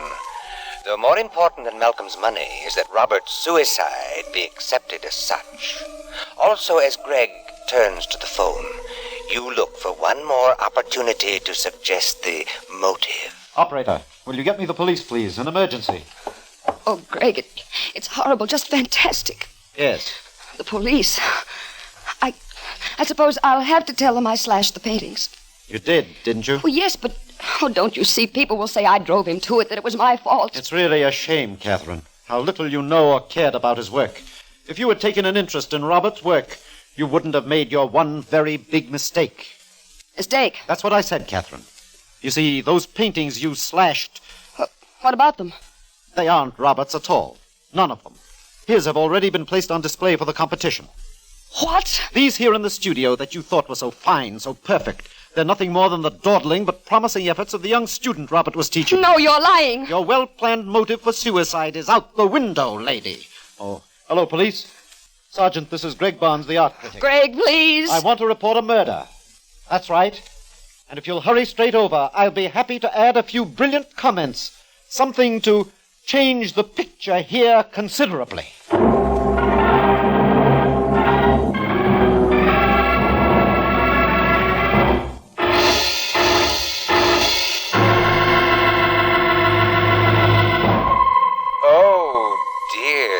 Dear, I'm sorry, Catherine. I did let you pass a hasty judgment on those paintings. My, we weren't quite so artistic in our little murder plan after all, were we? And now, my dear, awaiting your trial for murder, what are your final thoughts? Robert, he was trying to tell me. Robert tried to tell me they weren't his paintings. Yes, he did. Robert didn't really want to laugh at you, did he? Malcolm. He got the last laugh after all. Malcolm and I, Catherine. Don't forget me. In fact, just in case you might, I'm going to see that you hear my laugh morning, noon, and night for the next few thousand years.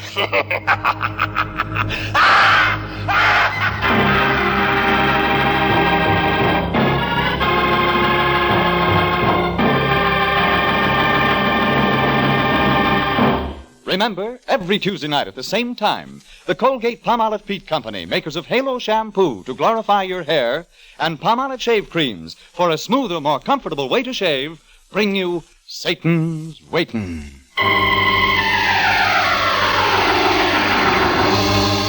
Satan's Waitin is written and edited by Joel Malone, directed by George W. Allen, and featured Joan Banks, David Ellis, and, of course, Satan.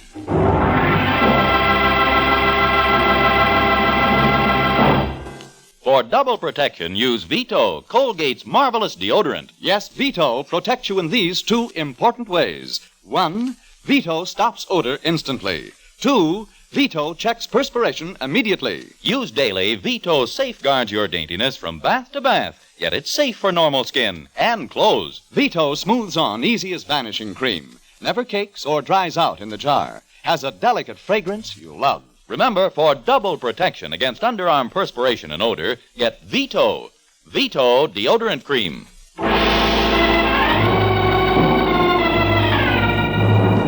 Again, I take my leave for other fields. Before I go, however, a reminder to the prudent. My prospects are legion. My arena of activity, universal. With the wrong yield this way or that to temptation, it might be this one, or that one, or even you, for whom Satan's waiting.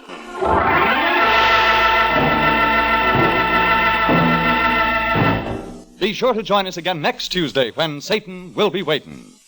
Listen to Hollywood's newest comedy sensation, Steve Allen. Trade laughs with the most fabulous character to come out of the West Coast in years. Yes, don't miss Steve Allen next Sunday night over most of these CBS stations. This is CBS, the Columbia Broadcasting System.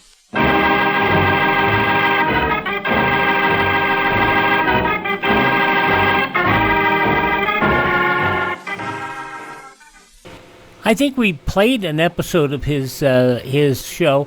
It was the summer replacement for Our Miss Brooks on CBS at the time. Alrighty, 75 years ago, July 25th, 1950, Satan's Waitin'. Seems kind of, premise-wise, it seems very related to The Whistler, don't you think? Coming up, and by the way, visit us at classicradio.stream. Coming up next, Murder by Experts.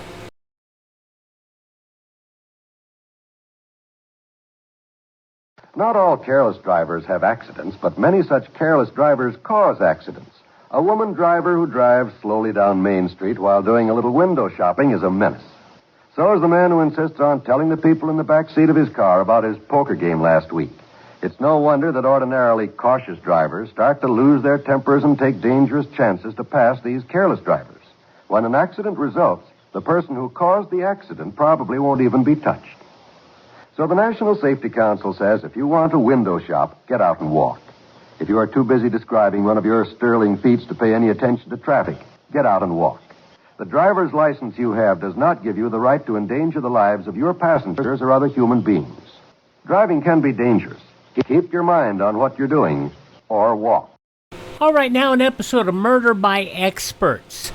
This program goes back, 76 years? Yes, 76 years. July 25th, 1949, the story about the big money.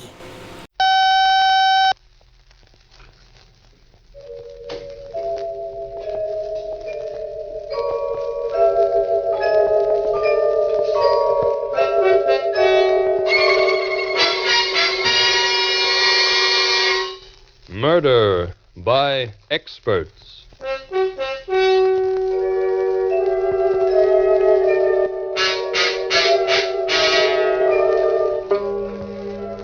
The Mutual Broadcasting System presents Murder by Experts with your host and narrator, Mr. John Dixon Carr, world-famous mystery novelist and author of the recently published bestseller, The Life of Sir Arthur Conan Doyle.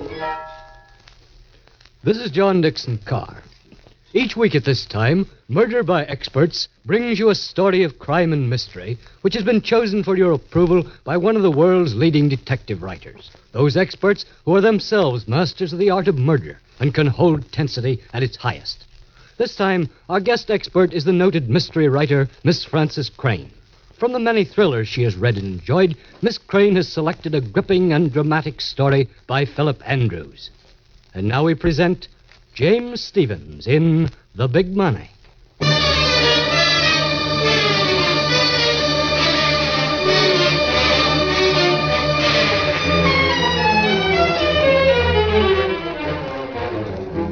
The Big Money. Yeah, I was in The Big Money. An hour and a half ago, I had $7 million. I had a wife, too. Slender, dark-haired, green eyes, and a cute figure. But she's gone now. She left me 1 hour and 30 minutes ago. No, 1 hour, 31 minutes, and 20 seconds ago. And she took the money with her. That's not all she took. She took my life. I wish she'd come back. I want my life back. I don't care about the money. She could keep that. After all, it only took me a month to earn it. That's right, 1 month. 30 days to earn $7 million. What's the trick? You have to be born for it. Born for the big money. And I was. I always knew it. As far back as I can remember, even back in prison, even back before that in military hospitals while the docs patched up my face and tried to patch up my memory. I knew I was born for the big money. That's why I wasn't downhearted when they let me out of the big house with the usual 5-spot and a ticket to the city and no prospects. The warden tried to give me a pep talk, but I put him in his place fast, believe you me. George, I'm glad you're leaving us today. I won't keep you long, but I want to help you if I can. That's nice of you, Warden. Mighty nice. The prison psychiatrist says you only have a partial memory of your military service and no memory at all of the period before that. That's right. I remember coming to in a hospital and being told a shell burst had knocked me out and cut up my face. That's as far back as it goes. We've checked your Army career. You're a troublemaker. In fact, you were under arrest on charges of stealing government property when that shell hit the guardhouse. So what, Warden? You were dishonorably discharged. But still, it might be possible to get medical treatment for your condition. Now, if you want me to contact the proper authorities... Skip it. Suppose I could remember everything that happened to me. I don't wanna. Growing up in a slum, being kicked around, who wants to remember that kind of stuff? But your parents, your family, don't you want to find them again? They probably forgot me years ago. I'm looking ahead, not behind me. Take the average guy with a memory. He can't concentrate. He's distracted by all the things he remembers. Me, I can look straight ahead and stick to business. And that business is getting myself into the big money. Well, if that's how you feel, I won't say any more. Good luck anyway. Thanks, Warden. Thanks. Anyway.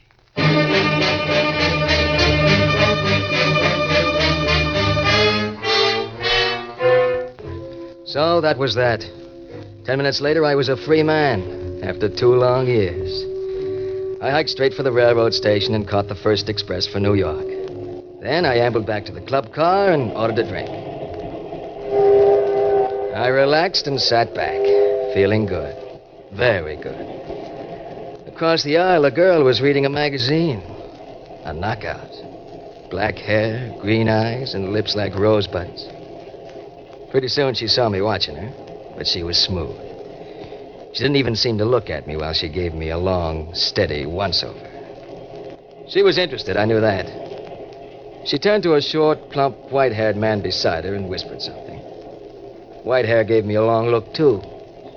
Then he got up and came across, smooth as butter. I beg your pardon. I have the feeling we're acquainted, but I can't quite bring your name to mind. My name's George Cook, if that's any help. Cook. No, I'm afraid I've mistaken you for someone else.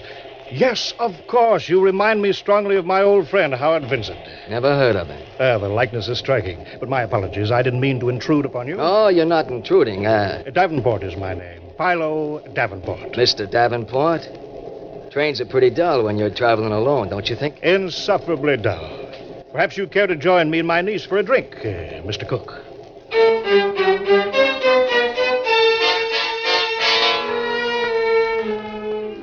He didn't have to ask me twice. In fact, he didn't have to ask me once.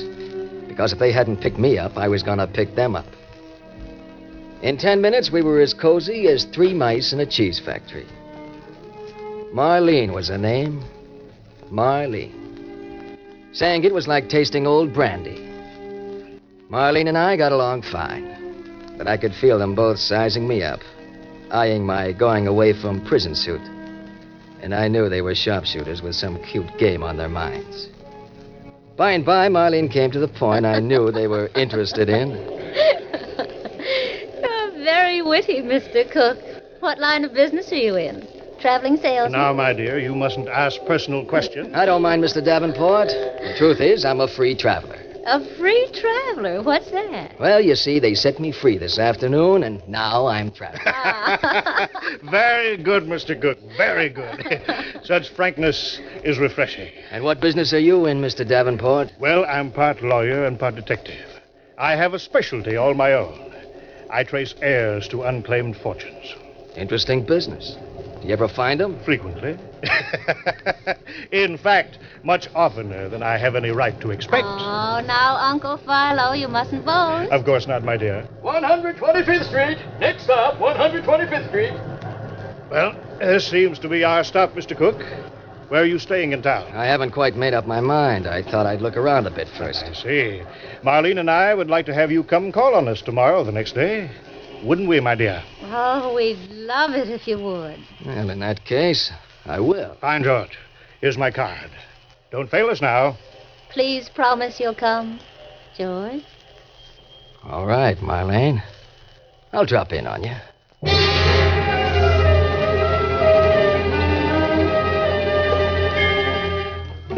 Sure, I was going to drop in on him. Philo obviously was up to some little game, and if I could find out what, it might pay me. So I dropped in the very next morning at 2 a.m. I didn't bother to wake Philo or Marlene. What kind of a friend would disturb them at that hour? I just let myself in with a pick lock, found the living room, and started going through it. I began with the drawers of a mahogany desk. And I was just getting going when the overhead light snapped on. And Philo's voice said... Good morning, George. So nice of you to come see us so soon. I turned, nice and carefully. And there was Philo in a dinner jacket and Marlene wearing a gown that started at the floor and stopped unexpectedly. Oh, now, Uncle Philo, don't make George think he isn't welcome. Put away that gun. Offer him a drink. Of course, my dear. George, if I put away this gun, will you sit down for a glass of brandy and a nice quiet chat? Why not, Philo? I'll sit here on the couch. I was just looking around the room while I waited for you. Admirable. Marlene, he's our man. I know he is. Congratulations, George. I'll get the brandy, Uncle Philo. You know, George, I made a bet with Marlene you'd show up tonight. Philo, I underestimated you. So you were waiting for me? Yes, we've been waiting for you. Since we left you on the train, I've checked your entire career. Your Army record, your being wounded, your prison sentence for robbery after your discharge, your loss of memory, everything. That's fast work. Well, it's my business. On the train, Marlene and I were startled at your resemblance to a certain Howard Vincent. Yeah, you mentioned him before. Who is he? I'll come to that in a moment. I said that my business is finding missing heirs who have fortunes waiting for them. I'm successful at it, George, because sometimes when an heir can't be found, I create one. Philo, I'm beginning to think you aren't honest. Which brings me now to Howard Vincent. He died in a train wreck in 1941. I saw his body, but only I know for certain that he is dead. I see. Go on. For 4 years, an estate of $7 million has been waiting for him to turn up to claim it. $7 million? And a few odd thousands. Here's the brandy, Uncle Philo. Thank you, my dear, thank you. Here you are, George. Right. Now I propose a toast to Howard Vincent, formerly George Cook, and to $7 million, divided 50-50.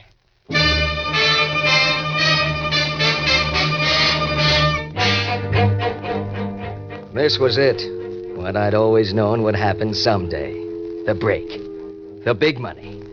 $7 million. $7 million just waiting for me to reach out and grab it. The three of us sat up most of the night while Philo outlined the deal. You see, George, you're perfect for the part of Howard Vincent. You look enough like him so that we can claim it's the scars from your wound that keep the resemblance from being exact. I think they rather improve your looks, George. I wouldn't want you to look too much like Vincent.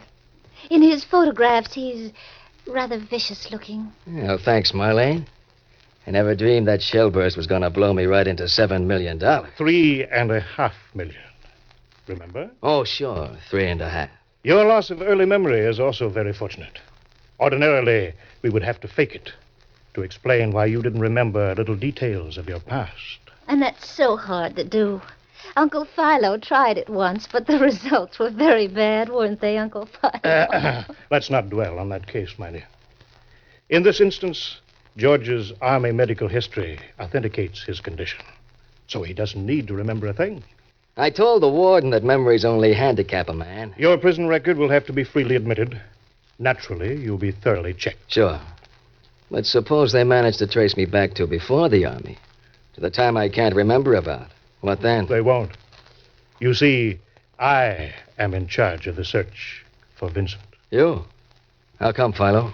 Howard Vincent was a typical rich man's son. Too much money, too much freedom. You know the story, George? Sure, I've read it a dozen times. Yes, back in 1941, he got mixed up in something really nasty and disappeared. Then the family got word he'd been killed in the wreck of the Western Flyer in Wyoming. You remember, 30 dead. Oh, but I forgot. You don't remember. I'll look it up in the papers. Go on. Uncle Philo flew out and found that a watch and a wallet belonging to Vincent had been recovered from the wreckage. There were also 3 bodies, any one of which might be Vincent. I get the picture. He was a little hard to identify by then. Yes, but I recognized one of the 3 as poor dear Howard Vincent all the same. However, I was already foreseeing, shall we say, future possibilities. Philo, now I know you're not honest. Well, I came back to report I hadn't been able to identify any of the dead as Howard. He might still be alive. So his father kept on hoping.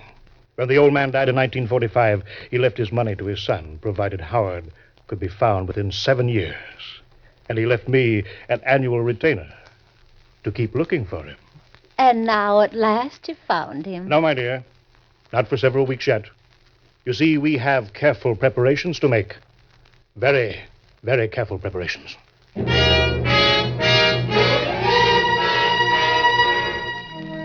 Philo's plan was nice and simple. I went down to the Bowery and got a room in a cheap flop house. Next day, I found a job as a mechanic.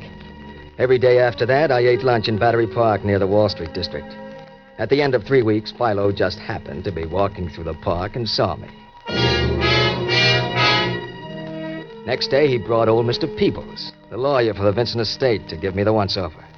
Mr. Peebles oohed and ahed, and I was discovered. As easy as that. Of course, it didn't end there. They asked me a million questions. They traced my record, prison, army, hospital, wound, everything. They had high-priced docs check me over to be sure my lack of memory was on the level. But at the end of the month, they hadn't proved I wasn't Howard Vincent. And then Philo and I gave little Mr. Peebles the clincher. The old one, too. Well, Mr. Peebles, are you satisfied that we've really found Howard at last? Yeah, me, Mr. Davenport, I just can't seem to make up my mind whether he is Howard or not. I think he is, but be dreadful if we made a mistake. How completely right you are, Mr. Peebles. But I think I have the evidence that will settle our doubts for good and all. Why, it's a college history book. One of the books Howard used at Yale. Yesterday I had an inspiration. I searched all of Howard's old books, and at last I found what I'd hoped for. See, here on page 98. Yes, a faded fingerprint in ink on the margin. Made one night 10 years ago when Howard was studying. The only fingerprint of his we've ever located. So it is. My goodness, this is important. This will tell us beyond question whether this young man is Howard or not. Yes, we only have to compare his fingerprints with this print Howard made 10 years ago, and we'll know. Well, George, are you willing to make the test? Certainly I am. If I'm not Howard Vincent, I want to know it. If I am, I want to enjoy it. A very reasonable attitude. Dear me, yes. Will you make the print, Mr. Davenport?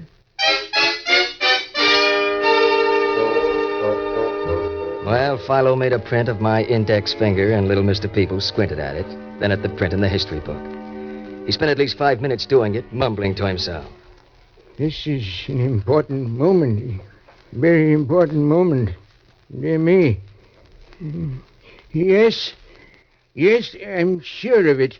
The prints match. You are Howard Vincent. Congratulations, my boy. Congratulations. Of course the prints matched. Philo had faked that print in the history book a month before. I was in. The big money at last. $7 million. Yes, 7, not 3.5. I didn't have any more idea of splitting with Philo than of flying to the moon. Naturally, I didn't tell him that. Not yet. I sort of got the feel of things first. I settled into being Howard Vincent very, very quietly. You know how the big money works. Hush, hush. That's how I wanted it. But pretty soon I felt as if I'd been Howard Vincent all my life, and I began to enjoy it. But I couldn't put Philo off forever. And the showdown came one morning in my plushy private office at the very top of the Vincent building. Philo and Marlene were both there, and they got down to business fast. Well, George, you've adapted yourself to wealth very quickly. Enjoying yourself, eh? I certainly am, Philo. I always knew I was meant for this kind of life. It seems to come natural to me. I believe I could get used to it myself. Which brings up the matter of my split. Of course, Philo, but it'll take time. It has to be arranged. Very smoothly arranged. Oh, we understand that, George. It isn't that Uncle Philo distrusts you. He'd just hate to have a misunderstanding spoil our friendship. It's a big job, turning over half the estate without anyone getting suspicious. Of course it is, my boy. Of course it is. And I'm going to give you 2 years to do it in. 3, if you think necessary. But I will want monthly installments of at least $50,000 until the final settlement. $50,000 a month, but Philo... Oh, George, that isn't so very much. Out of all the millions you'd never have had but for Uncle Philo. Oh, all right. You win. $50,000 a month. I'm glad you're seeing it my way.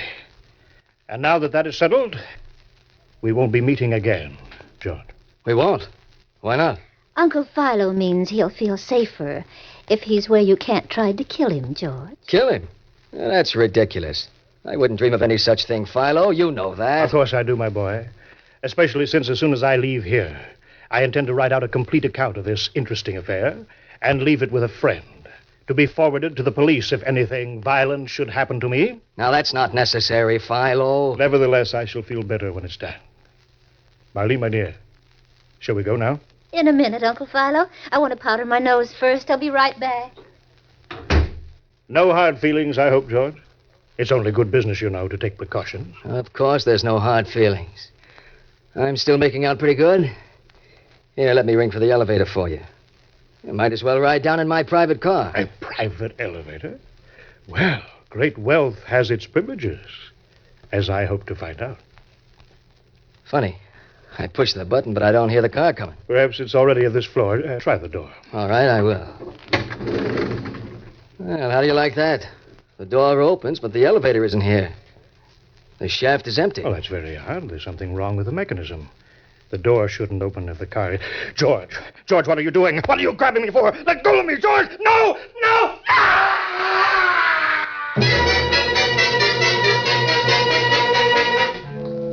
I shoved hard, and Philo went down the elevator shaft, clawing at empty air and moving his feet like a ballet dancer. His scream coming back to me, channeled upwards by the shaft. He screamed, and then he stopped. Yes, there was something wrong with the elevator, all right. I discovered it that morning, but I hadn't reported it. Instead, I'd sent for Philo and Marlene for this showdown. Now Philo was disposed of. Accidentally, with no comeback at me. I only had to take care of Marlene.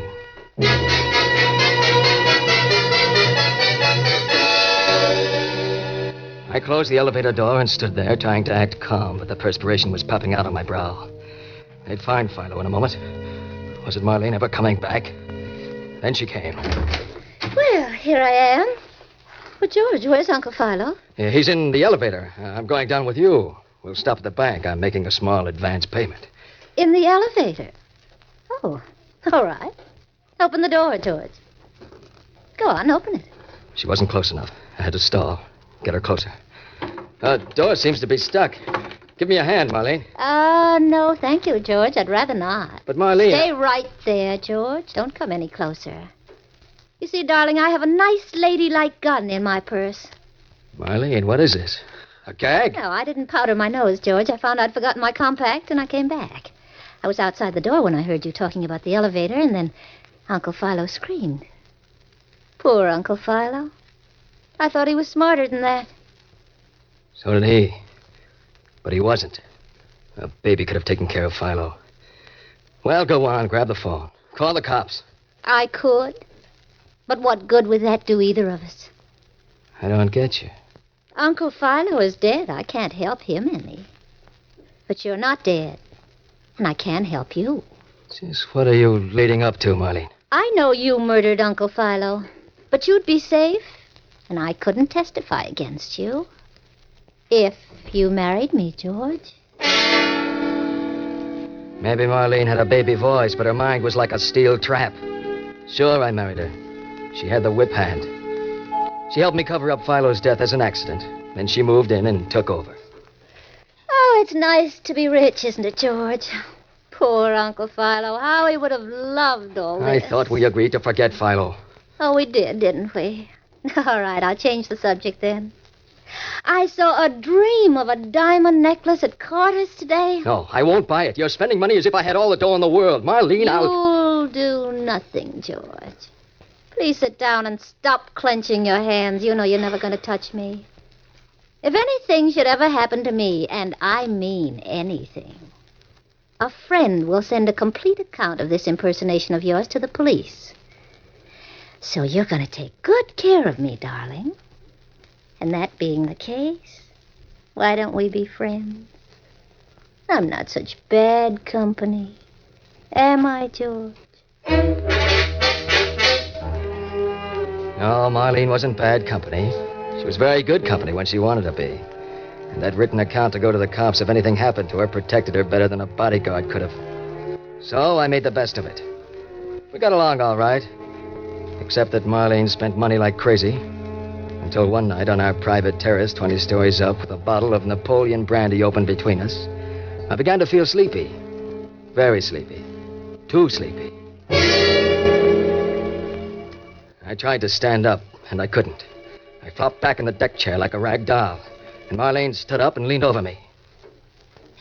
George? George? Huh? What is it? Why don't you go inside instead of falling asleep out here on the terrace? Go inside? Yeah, that's a good idea. I tried to stand up again. This time, with Marlene's help, I made it. She stood very close while I wobbled to keep my balance. And I knew she'd put something in the brandy. Liquor by itself couldn't have done that to me. Marlene. Marlene. Yes, George? What'd you put in the brandy? Just a few drops of something, George, dear. Steady. Mustn't fall, not yet. We're not close enough to the railing. What are you up to? You've never stopped trying to find a way to be rid of me, have you, George? Well, you'll never succeed because I can make plans, too. And I've made my plans to be your widow. That's crazy. You can't get away with it. Oh, of course I can. You're going to have an accident. You're going to fall 20 floors from this balcony to the nice, hard street. Now, come over here, George. Another step. That's right. No, I won't. You can't. Oh, but I can. What I put in the brandy has made you helpless as a baby. Matthew, the butler, will testify how drunk you were. George, can you hear me? Yes, I can hear you. George, let go of my wrist. You can make plans, George, Betty, let me go. but you overestimated how far gone I was. I'm pretty wobbly. Let me but go, not George. wobbly enough for you to push me over any railings. I was just joking with you, George. I was just trying to scare you. Let go of me. Oh, no, you don't. George. We're going inside. I'm going to teach you a little lesson. Stop struggling. It won't do you any good. George, let go of me. Marlene! Let go. Marlene, look out!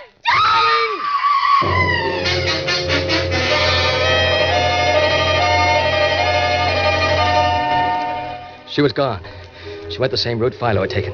But this time I'd have given both arms to save her. I stood there trying to get hold of myself, and behind me I heard the French door open. I turned. It was Matthew, the butler, gargling at me. Mr. Vincent. Mr. Vincent. Matthew, you saw her try to push me over, didn't you? You saw her try to push me and slip and go over herself? Saw her try to push you over? Mr. Vincent, sir, I saw you murder your wife.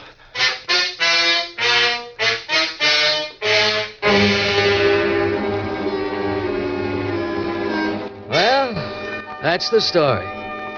You, Mr. Peebles, and all you others. I sure had you fooled. Howard Vincent. That's a laugh. I was born in the gutters, but born for the big money, and I had it, even if it didn't last. After what Matthews told you, I know you'll never believe I didn't kill Marlene. And with those documents Marlene left to be turned over to the cops, well, I guess I've come to the end of the road. But you can't get the big money without paying for it somehow, can you? Oh, Howard. Howard, my boy. Yes, Mr. Peebles? Marlene didn't leave any documents. She didn't. But she said... Oh, that was just an effort to keep her hold over you. You see, shortly after we accepted you as Howard Vincent, we found a box of your boyhood toys. And among them was a paint box covered with fingerprints and dried paint. Then why didn't you nab me? Why'd you let me get away with it? Because they were your fingerprints. My boy, this was all so unnecessary. You are and always have been Howard Vincent.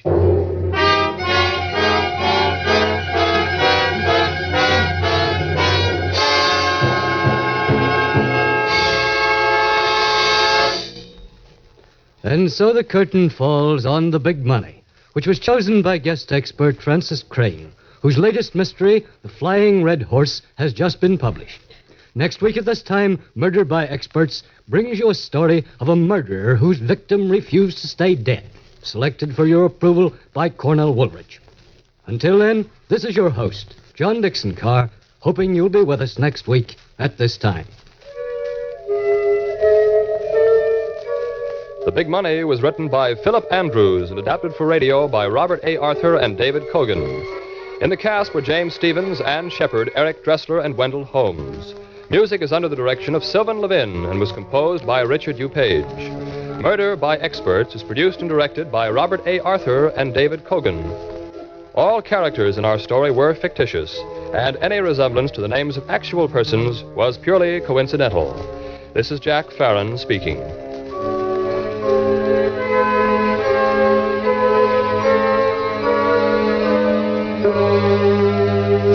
This is the Mutual Broadcasting System.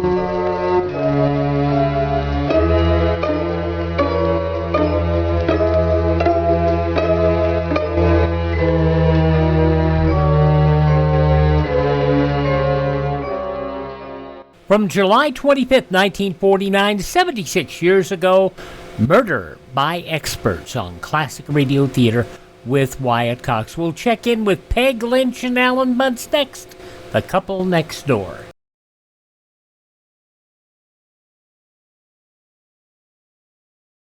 What are your dreams for 10 years from now? Perhaps you'd like to travel abroad. In 10 years, comfortable tourist accommodations will certainly be available. This also applies if your travel plans are along the lines of see America first. If you're wondering how you can be sure of having the money at that time, buy savings bonds. Perhaps you haven't been considering travel. Well, if you've been counting on future leisure time or a college education for your children, a farm or business of your own, a retirement income or a home of your own, the solution is still the same. Buy savings bonds. Purchase them the easy, automatic way, where you work through the payroll savings plan, where you bank through the bond-a-month plan. Savings bonds are profitable. For every $3 invested today, you'll receive $4 when your bonds mature. So buy United States savings bonds through the payroll savings plan or bond-a-month plan. And remember, automatic saving is sure saving. Okay, Classic Radio Theater with Wyatt Cox wraps up this Friday edition with an episode of The Couple Next Door starring Peg Lynch and Alan Bunce from 65 years ago, July 25th, 1960. CBS Radio brings you The Couple Next Door, written by Peg Lynch and starring Peg Lynch and Alan Bunce.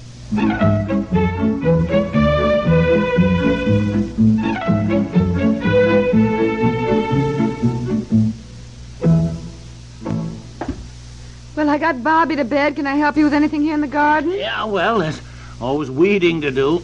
Seems funny not to have Betsy here, doesn't it? No, honey. 3 whole days, not one word from her. We don't even know how she got through her first night at camp. Did she cry her heart out? Oh, boy. Well, if she did, she's all right now.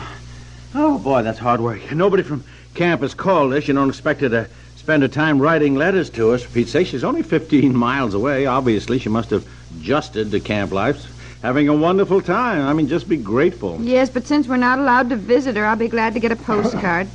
I had the postcards all addressed to us and stamped and everything. All she has to do is scribble a note and mail it. It is ready to be sent to her. Will you stop worrying? The important thing is she must be fine. Well, I know. Oh, by the way, speaking of important things. Huh? You had a phone call before you got home. Some man, he hoped you'd be home tonight. Who? He's going to drop over. He said it was very important. Oh, golly, I don't like the sound of that. What do you mean? One of the things I've learned about life is that when people say they want to see you because it's important, it's usually important to them, not to you. And if this guy who called is the same one I've been avoiding at the office, he wants to borrow money. What was his name? Well, I forgot. I wrote it on the phone book. You'd better go in and look, dear. Ah.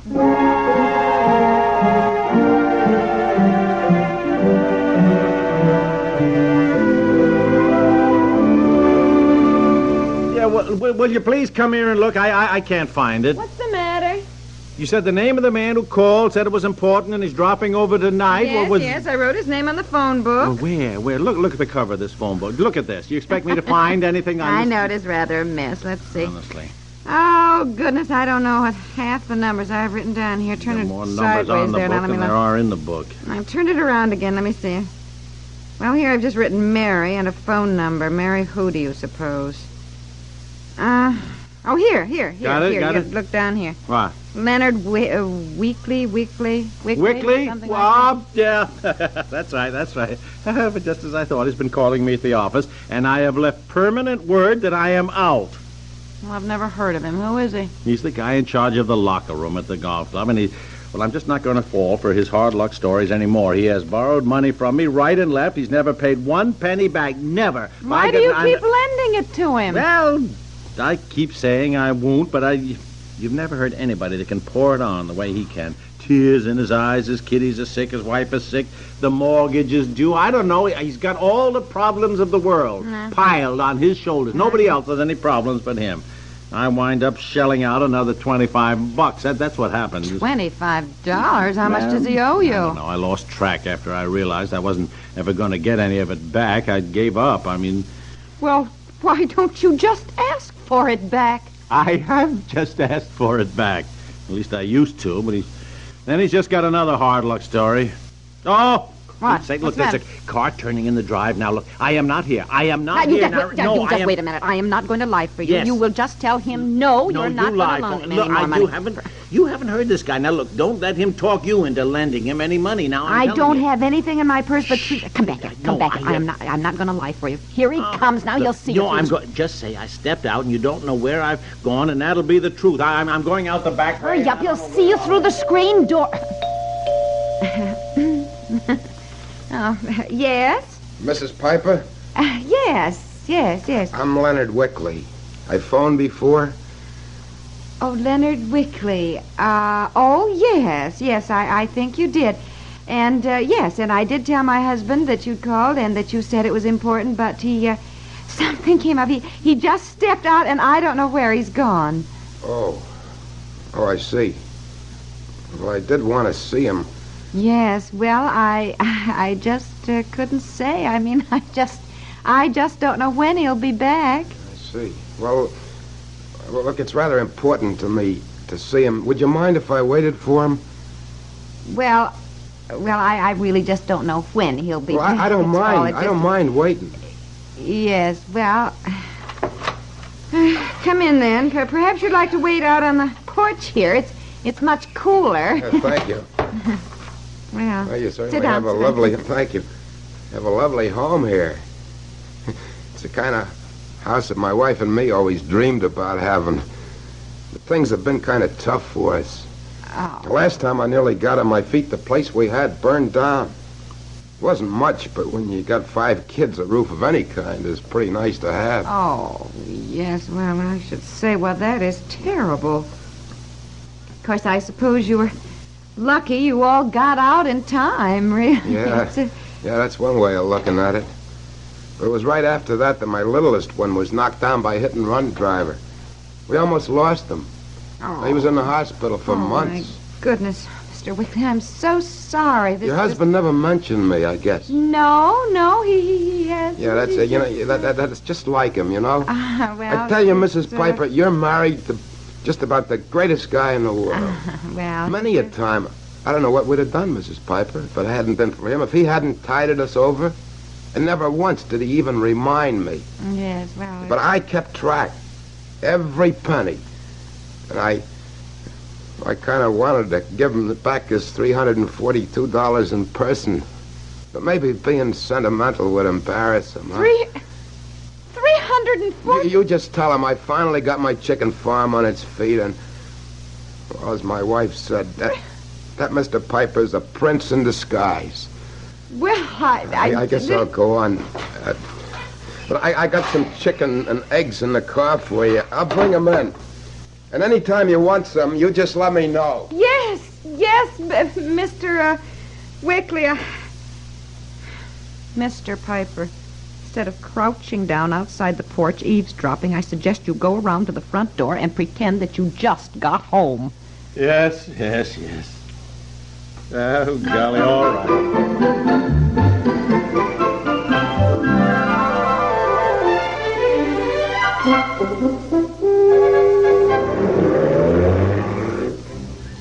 Well, there he goes, the man who thinks you're the greatest guy in the world. I'm so glad you got home in time to hear him tell you. Look, I just don't want to talk about it, if you don't mind. I feel like a heel. When he said that you had given him $342 that he was paying back, I was speechless. I thought myself you were a prince in disguise. How could you lend somebody that much without my even knowing about it? I don't know. I didn't know it myself. It's happened over the years, ever since before Betsy was born. She's 9. Isn't she 9? Yeah, Frankly, I began to feel like a chump when he never paid any back. I just thought, never again. You know, I honestly thought I'd never see a penny of what I'd given him. Boy, now you can misjudge people, huh? I just thought he was a piker, you know. Instead of even telling you he was saving bit by bit to pay back everybody, he waited until he could hand it all to you with a little speech about how wonderful you are and you. Oh, when I think of you crouching down there outside the porch, I caught a glimpse. Okay. You think you saw me? Think you knew that I was out there hiding from him? No, I was sitting by the screen. He was over there, and when he brought in the chickens and eggs, I had him bring them to the kitchen so you could sneak in the front door. Yeah. Look, I think I'll just go for a little walk. All right. And, dear, despite everything, I think you're pretty wonderful, too. Oh, yeah, I'm a great guy. What if he dropped by when I was weeding the garden and I'd said, not another penny, before he even got his mouth open? Oh, you would, I mean, he might you have. would never have said that. Now, stop reproaching yourself. Never would you have said that to anybody. How often we misjudge people, huh? Ah, ain't it the truth, dear? Yeah. Now, go take a walk and I'll fix some lemonade, honey.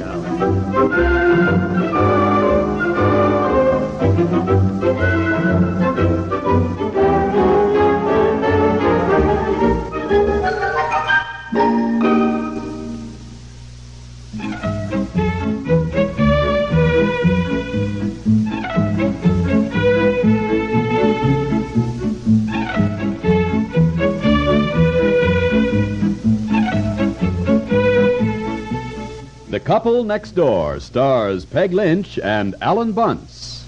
65 years ago, July 25th, 1960, The Couple Next Door here on Classic Radio Theater with Wyatt Cox. To learn more about Peg Lynch, go over to peglynch.com. You'll find it an interesting website, I think. All right, join us tomorrow on Classic Radio Theater with Have Gun Will Travel and Gunsmoke, Escape, Mr. District Attorney, and Dear Adolf. Have a great Friday. See you Saturday for more Classic Radio Theater. I'm Wyatt Cox.